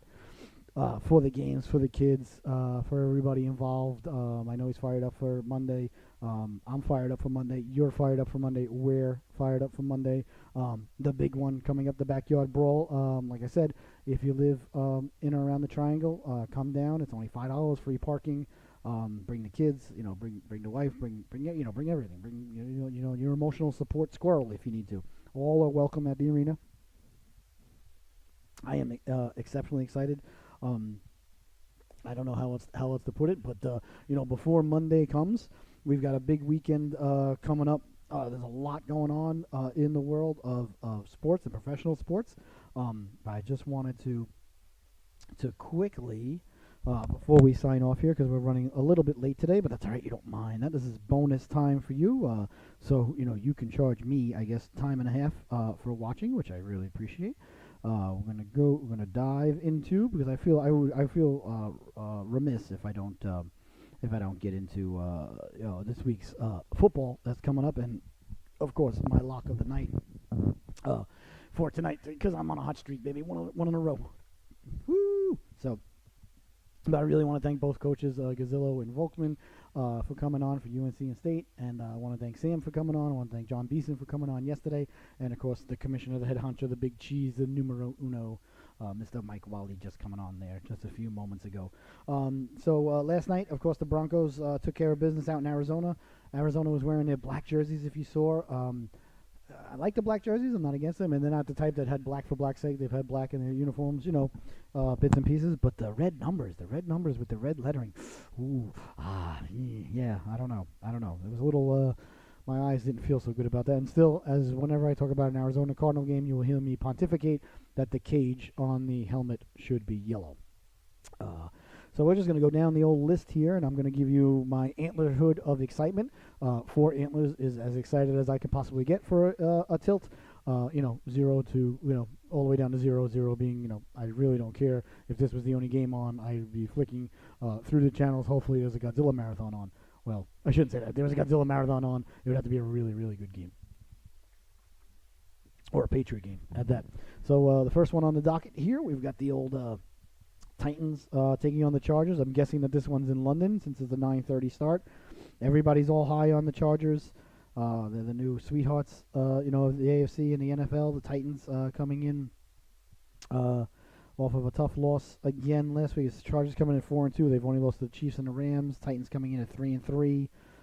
That's a tough one. I don't know the line. I bet you the Chargers giving, I'll say 5. I'm guessing. Let me look it up here. See where the line's at. I wouldn't touch this game. Well, I always advise never, ever over, under games, anything, unless it's mathematical lock.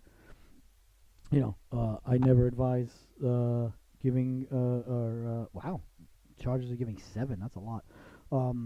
I would never advise gambling on any game that involves Mr. Phillip Rivers, because he's an enigma, and he ruins a lot of lines, especially late in the game. Either way. So I guess I guess the Vegas feels the Chargers are going to win. I wouldn't give 7 points to the Titans. I don't think the Titans are a bad team at all. Going to London, there's a lot of factors there. The traveling, the time, the this, the that can weigh in. As far as the Chargers being 7 points better, I know the Titans had a rough day against Baltimore, 11 sacks last week. I say the Chargers are going to win the game. I think it's going to be a very good game. I would not lay the 7, but I wouldn't gamble on that with a 10-foot caliprod. Then coming up at 1 o'clock, we've got the Carolina Panthers, also a very enigmatic type of team, traveling to Philadelphia. No way on God's green earth would I lay any American dollars on this. I wouldn't even lay any Bitcoin on this one. I imagine the Eagles are probably giving 4 or 5 at home. Let's see.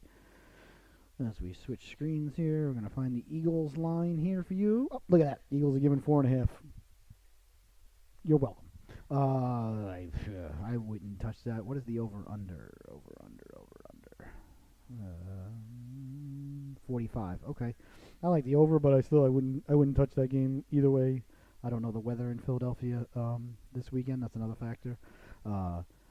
Carolina's got to get their act together. You can't lose 2 in a row. Shouldn't have lost that game last week to Washington, because now they're a game, if I'm not mistaken, a game behind New Orleans. Yep. Carolina comes in at 3-2. New Orleans is 4-1. Philadelphia atop the East. Oh no, sorry, they're right in the middle of the East at 3-3. The Redskins are atop at 3-2. I forgot the Redskins played one last game. Cowboys at 3-3. So those 3 teams, I mean, that division is up for grabs, as they say. I'm gonna take the Eagles because they're home, but I don't like to pick against the Panthers because I live down here, so I root for the Panthers besides the Patriots. But I think the loss last week for the Panthers, that was the big loss. They shouldn't have lost that game. This game's gonna be tough to win. But I wouldn't touch that one with a 10-foot caliprod, like I said. Coming up next on the docket at 1 o'clock, we've got the Vikings traveling to New York to take on the Jets. Let's see the line on this one. I guess the Vikings are probably favored by a field goal. Let's see. Maybe it's a little bit more. Look at that, Minnesota -3, -3.5, depending on what casino there you're gambling with. I'll take the Vikings to win this one.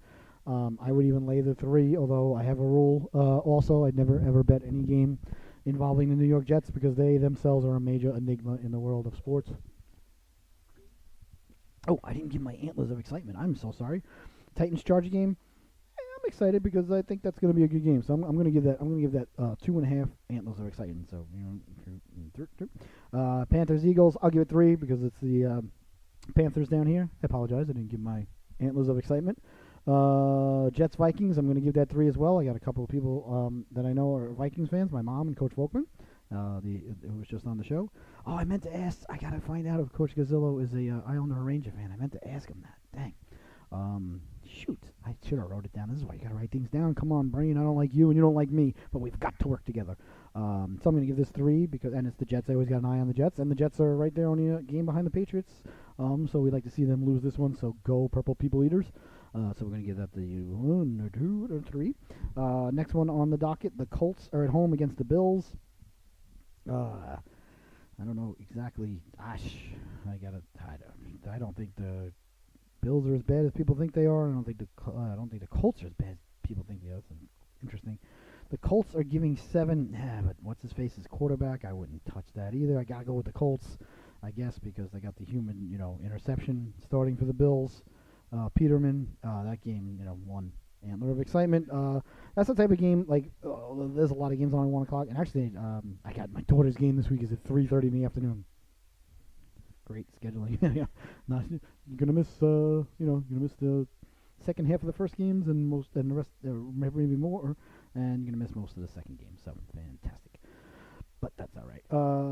Of course, the next one, the big one for me, the Patriots traveling to Chicago to take on the Bears. I think that this is going to be a good game, a difficult game for the Patriots, but I think it's going to be one of those where they just pull away at the end, win it by 10 or something like that, or 7. So I like the Patriots. I don't know what the line is. I don't know the weather. Let's just check out the weather in Chicago, because it could be nice. It could be. I think it's supposed to be nice though, if I'm not mistaken. We're gonna do weather in Chicago. Okay, right now it's 52. Sunday, high of 51, sunny 39. Okay, that's perfect. That's perfect for football, so that's good for Thomas. So I like the Patriots. Let's check the line. I never bet the Patriots because there's too much emotion involved, unless it's a mathematical thing, and they're never getting points at home, or not 7, that's for sure. Patriots probably giving like a field goal, I imagine. Patriots giving 2.5 to 3. Okay. Oh, the over is 50. Well, last week I liked the under in the Patriot game versus the Chiefs. Yeah, how that turned out. So yeah, I would definitely lay the 2.5 there or 3. I'd lay the 3. The Patriots are going to win this game by more than a field goal, in my humble opine, and that's not just because the Bears lost last week. I thought the Bears were going to lose that game to Miami. Maybe they were looking a little bit forward, saying, hey, we're the elite. So naturally, 4 antlers of excitement for that. Simply because the Patriots are in there cannot be a Patriot game that I don't have 4 antlers of excitement. If so, take me to the nearest emergency room. Something's not right. The Browns and the Buccaneers in Tampa. I guess Tampa's going to be the favorites. This is a tough one. It's a tough one to get any sort of feel. Yep, Tampa's given 3. Boy. What are the Browns? Browns, I know they lost last week. Browns are 2-3-1. Okay, that's about right. Tampa Bay is 2-3. Okay, so they're relatively the same. Tampa's given 3 at home. I have no way would I gamble on this game. No way. I would look at the under. What's the under? If it's over 45, I would consider the under here. 48, 50. I like the under. I'm going to write that down. I would definitely put 50 cents, and I'm going to put 50 cents on the under in the Cleveland game. I'm going to put it in today, get it at 50, because that's going to drop. So take the under. Not a lock, just advice. In the Tampa Bay Cleveland game, under, if you can get it at 50, get that at 50, lock that up. Texans are at Jacksonville. Wow, this is the battle of disappointing teams.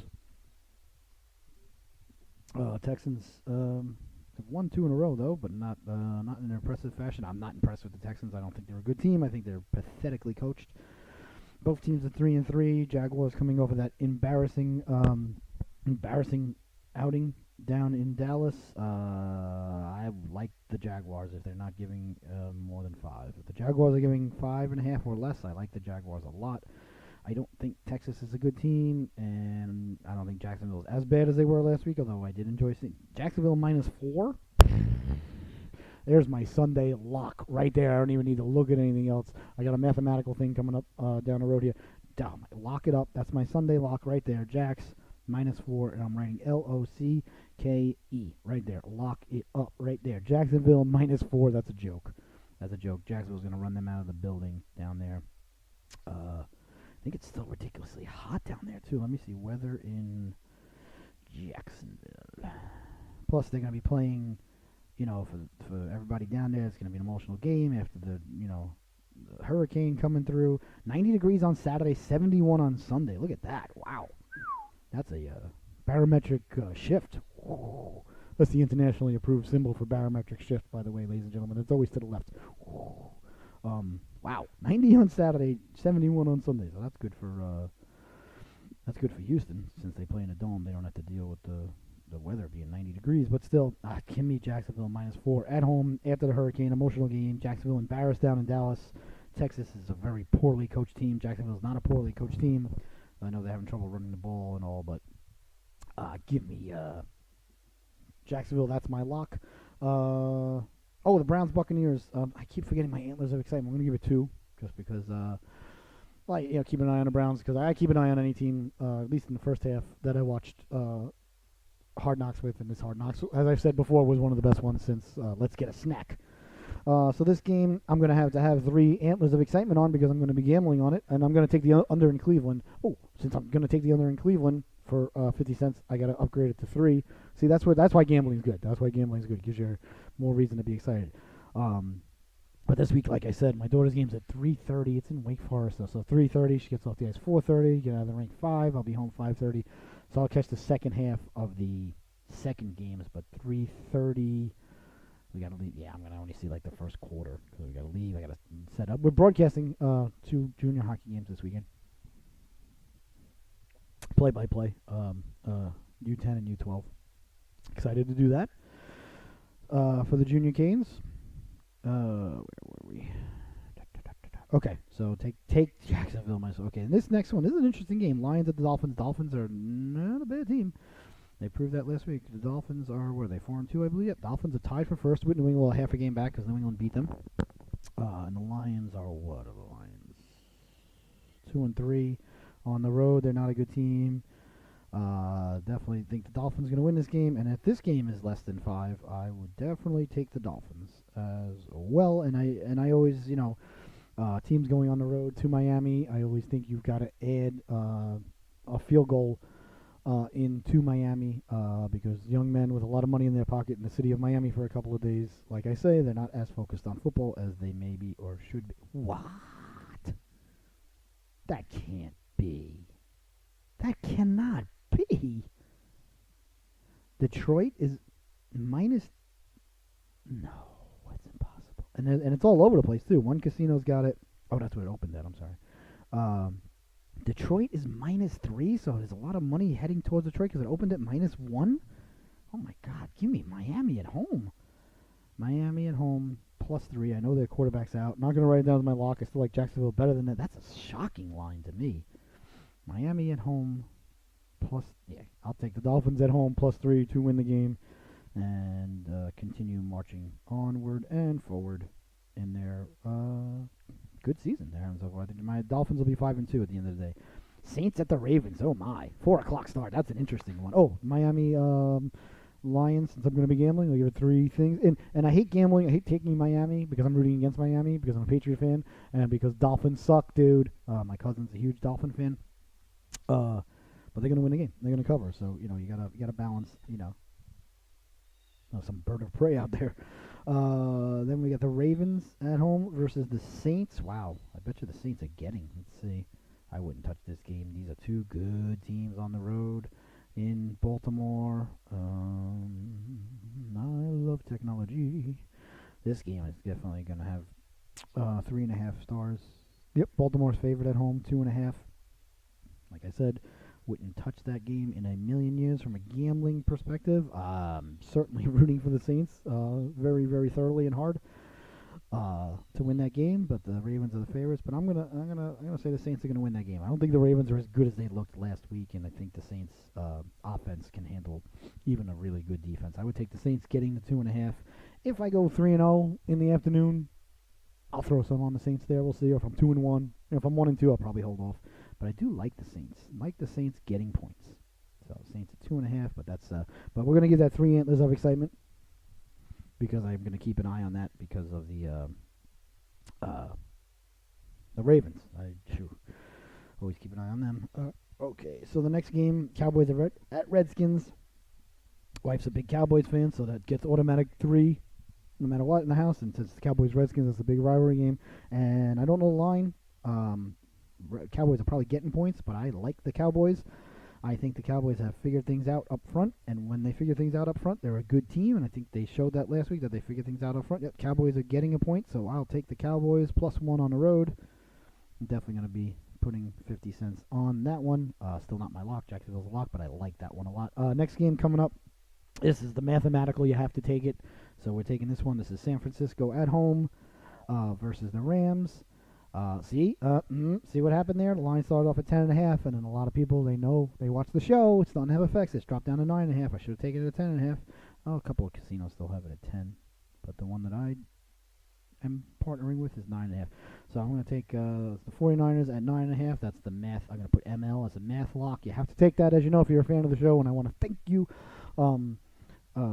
Teams that are at home getting more than 6.5 cover 85% of the time. So since we'll be gambling on that, that's 3 antlers of excitement for that game. After that, Atlanta is in New York visiting the Giants, the New York Football Giants. Atlanta's giving 4.5 on the road. I want to take Atlanta so bad. I want to take Atlanta there, but I'm just not. I don't know what it is. I don't trust Atlanta.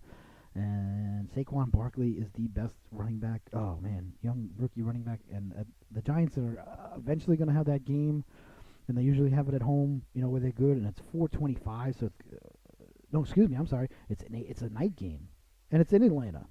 Wow, I got all sorts of information because I wasn't looking on the. Yeah, well, hold everything. Atlanta's only giving 4.5 at home. That changes things so much. Atlanta's giving 4.5 at home. If I'm up on that day, I'm taking the Falcons. Minus 4.5.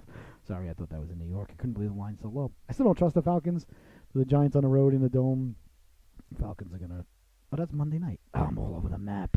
I'm sorry, because I was looking at the wrong thing. That's Monday night. Monday night in Atlanta. I like Atlanta minus 4. Ooh, but I'm going to give that 3 antlers of excitement because I'll be gambling on it. Oh, this is a nice one.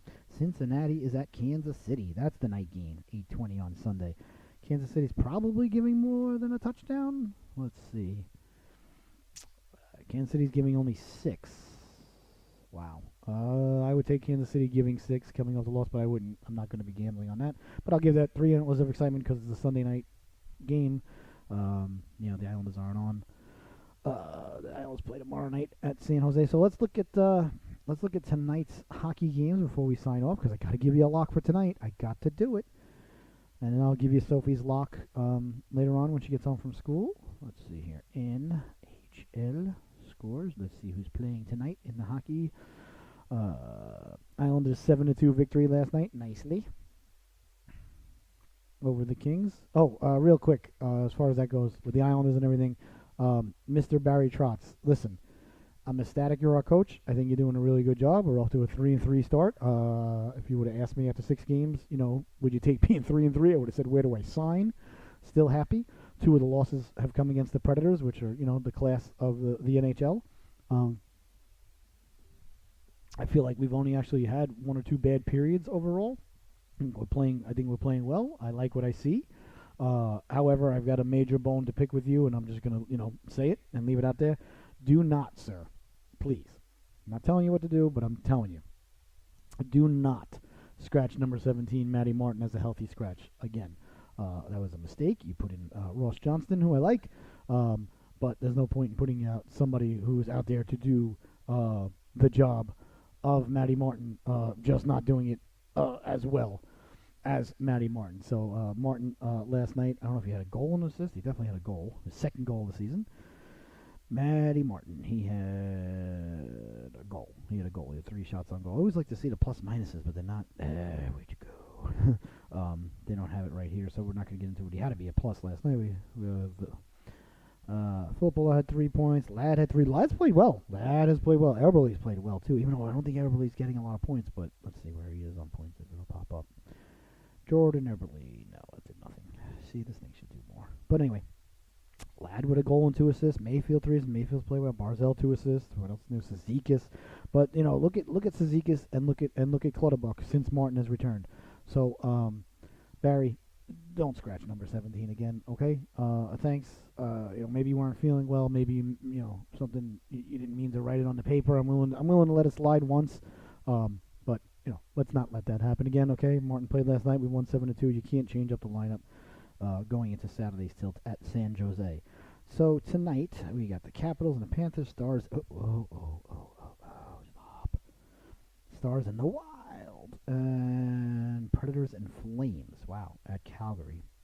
Wild and the Stars. What's the over/under in the Wild Stars game? I'll take that. I think I'll look at that. And who's playing tonight? The Dodgers and the Brewers? I'll take the Dodgers.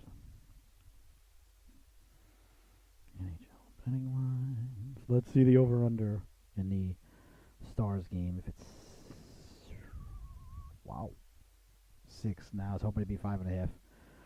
Not gonna do it. And the puck line. Vegas is so lazy with hockey. Every watch, -1.5, -1.5.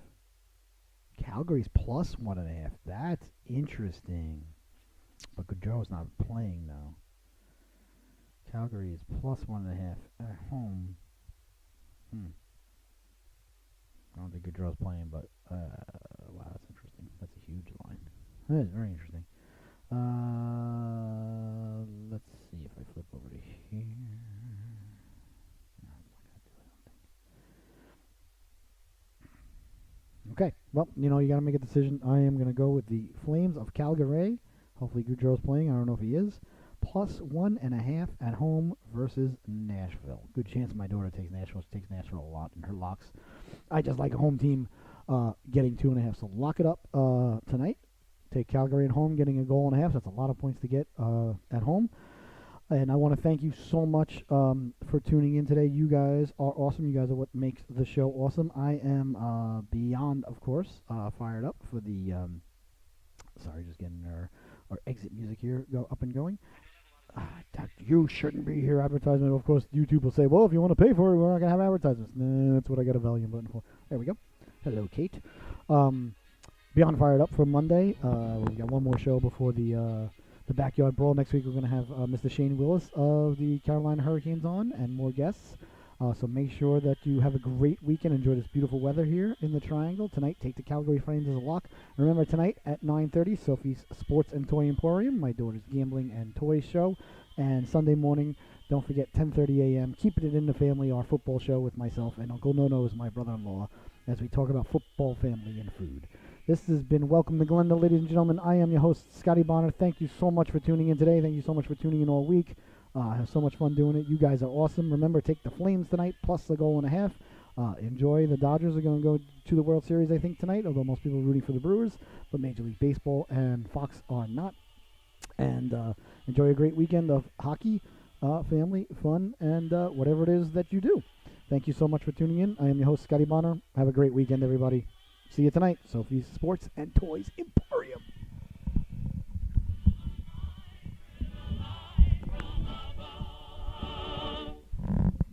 From the mountain